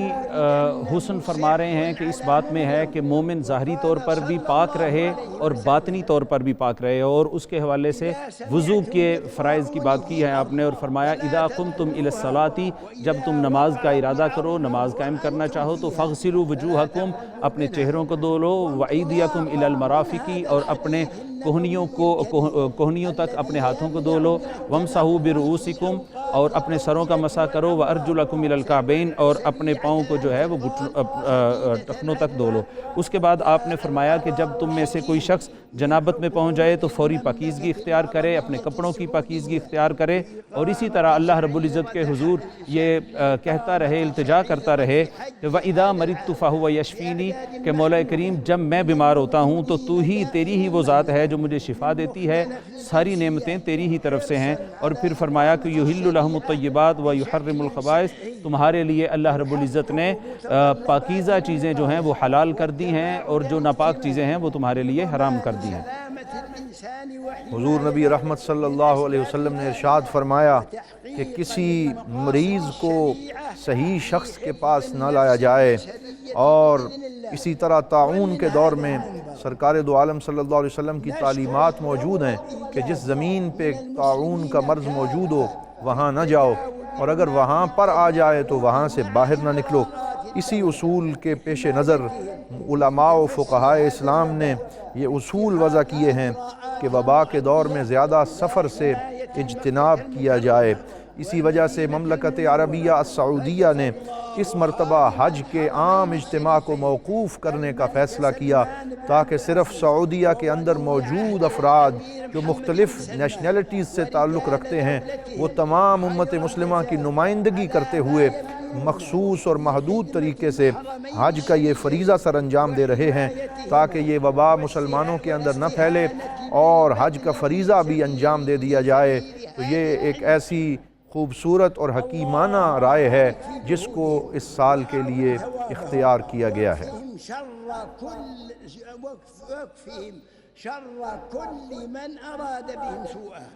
جی، مقاصد شریعت کی بات کر رہے ہیں، اور فرماتے ہیں کہ یہ شریعت کے مقاصد میں ہے کہ انسان حفظ نفس سے کام لے، صبر سے کام لے، اپنی شہوات کو قابو رکھے، اور اللہ رب العزت کے لیے انسان جو ہے وہ ہر معاملے میں، ہر تکلیف میں، ہر شہوات میں وہ صبر کرے۔ اور پھر فرماتے ہیں کہ وبا کے دنوں میں جو آج جس نے پوری دنیا کو اپنی لپیٹ میں لیا ہوا ہے، ملک سلمان بن عبدالعزیز جو ہیں انہوں نے بہت بہترین جو ہیں وہ انتظامات کیے ہیں، اور حرمین شریفین کو بہترین طریقے سے ان کا انتظام جو ہے وہ چلایا جا رہا ہے، اور حجاج جو اس وقت موجود ہیں 1000 کے قریب جو حجاج ہیں ان کے لیے بھی بہترین سہولیات جو ہیں وہ انہوں نے مہیا کی ہیں۔ اس لیے آج کے اس خوبصورت اور مبارک دن میں حجاج کرام صرف اپنے لیے دعا نہ مانگیں بلکہ اپنے رشتہ داروں کے لیے، عامت المسلمین کے لیے دعائیں مانگیں، کیونکہ اللہ تعالیٰ ایک فرشتہ مقرر کرتا ہے کہ جب کوئی بندہ کسی کی غیر موجودگی میں اس کے لیے دعا مانگتا ہے تو فرشتے اس پہ آمین کہتے ہیں اور ان کو برکتیں نصیب ہوتی ہیں۔ اسی لیے عرفات کے اس مبارک مقام پر پوری امت مسلمہ کے لیے دعاؤں کا اہتمام کریں۔ حضور صلی اللہ علیہ وآلہ وسلم نے ارشاد فرمایا کہ اللہ رب العزت عرفات کے دن اور 9 ذی الحج یوم عرفہ کو سب سے زیادہ اپنے بندوں کی بخشش و مغفرت فرماتا ہے اور اپنی مخلوق پہ نظر کرم اور نظر التفات فرماتا ہے۔ اور آپ نے فرمایا کہ آج کے روز جو عرفات میں جمع ہیں ان کے لیے خوشخبری یہ ہے کہ فرشتے ان کے اوپر جو ہے وہ فخر کرتے ہیں، اور ان کے اوپر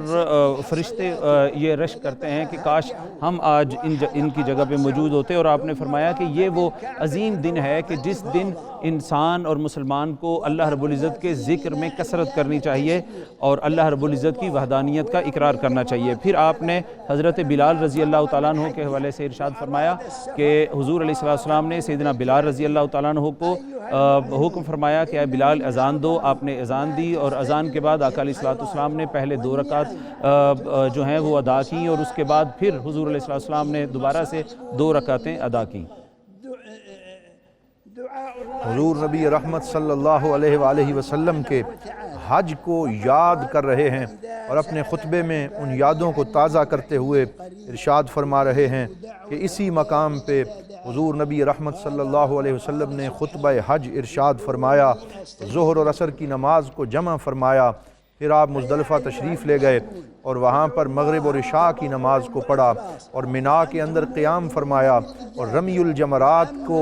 کا جو طریقہ ہے اس کو اپنی امت کو تلقین فرمایا، اور پھر حج سے فارغ ہونے کے بعد آپ نے حلق کروایا اور قربانی دی، اور پھر آپ نے طواف وداع فرمایا۔ یہ ساری سنتیں اپنے کریم آقا کی تازہ کرنے کے لیے آج ہم سب اس میدان میں موجود ہیں اور پوری امت مسلمہ کے لیے اپنے رب کریم سے خیر، رحمت اور فضل کا سوال کر رہے ہیں۔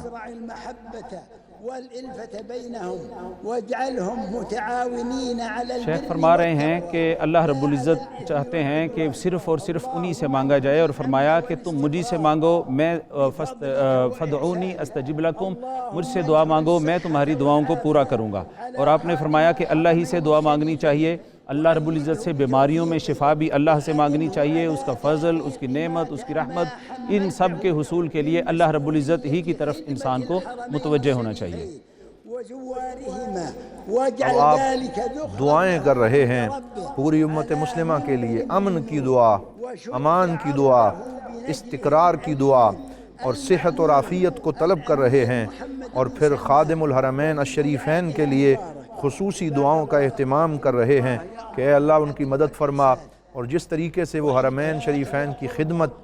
سر انجام دے رہے ہیں یا اللہ ان کے لیے اس کو اور زیادہ آسان فرما، اور جتنے حجاج کرام آئے ہیں یا اللہ ان کے صدقے پوری امت مسلمہ پر رحمت فرما۔ وصلوا على رسولكم ونبيكم محمد صلى الله عليه وعلى آله وأصحابه أجمعين والحمد لله رب العالمين وصلى الله على نبينا محمد وعلى آله وأصحابه أجمعين۔ شیخ عبداللہ جو ہیں انہوں نے اپنے خطبے کا اختتام یہاں پر کیا ہے کہ جو ولی عہد ہیں سعودیہ کے محمد بن سلمان، ان کے حوالے سے انہوں نے دعا کی ہے کہ اللہ رب العزت انہیں مملکت کو بہترین طریقے سے چلانے اور پوری امت کے لیے فائدہ مند اقدامات اٹھانے کی توفیق دے۔ اس کے لیے انہوں نے ان کا شکریہ ادا کیا، اور انہوں نے کہا کہ اعطاء ذی القربہ کرو، اپنے قریبی رشتہ داروں سے احسان کرو، اللہ رب العزت کا ذکر۔ اللہ اکبر۔ اذان وہاں پہ شروع ہو گئی اور بھی میدان عرفات کا خطبہ جو تھا امام حرم کا وہ آپ ملاحظہ فرما رہے تھے۔ نوری صاحب، ایک بات کا آپ نے دھیان کیا کہ اس وقت پورا عالم اسلام اور پوری دنیا اس خطبے کو ہمیشہ سنتی ہے؟ اچھا جی، اذان پہلے سن لیں جی۔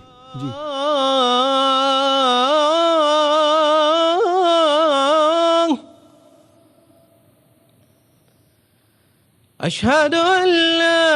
الہ الا اللہ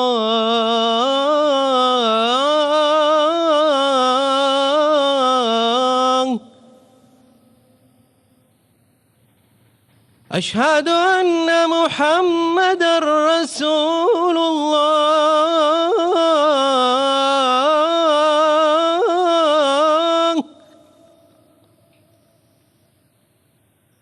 اشہد ان محمد رسول اللہ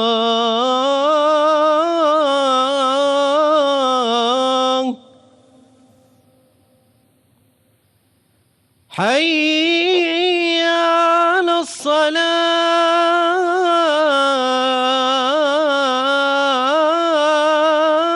الصلاة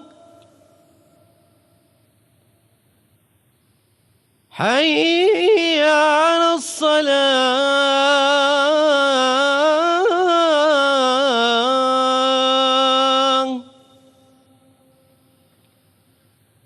حي على الفلاح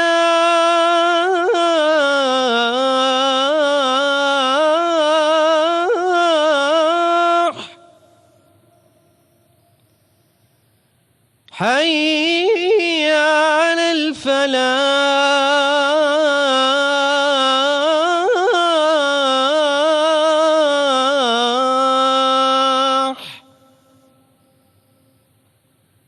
الله أكبر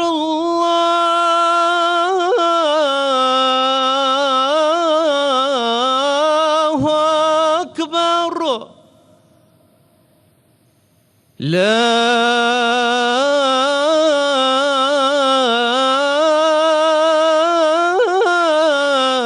إله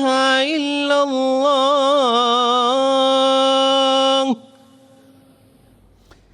ناظرین کرام، ابھی آپ نے خطبہ بھی سنا اور اذان بھی سنی، سعادت حاصل کی.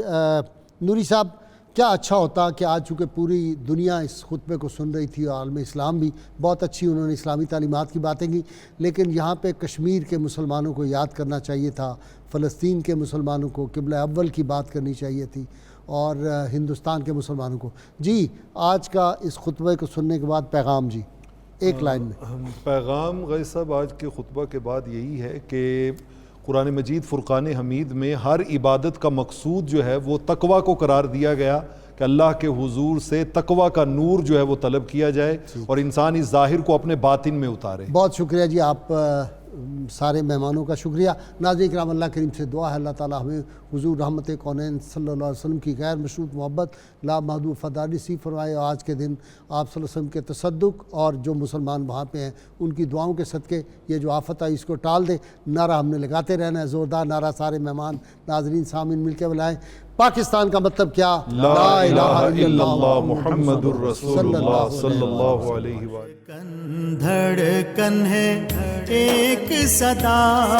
لبیک اللہ لبیک اللہ لبیک اللہ.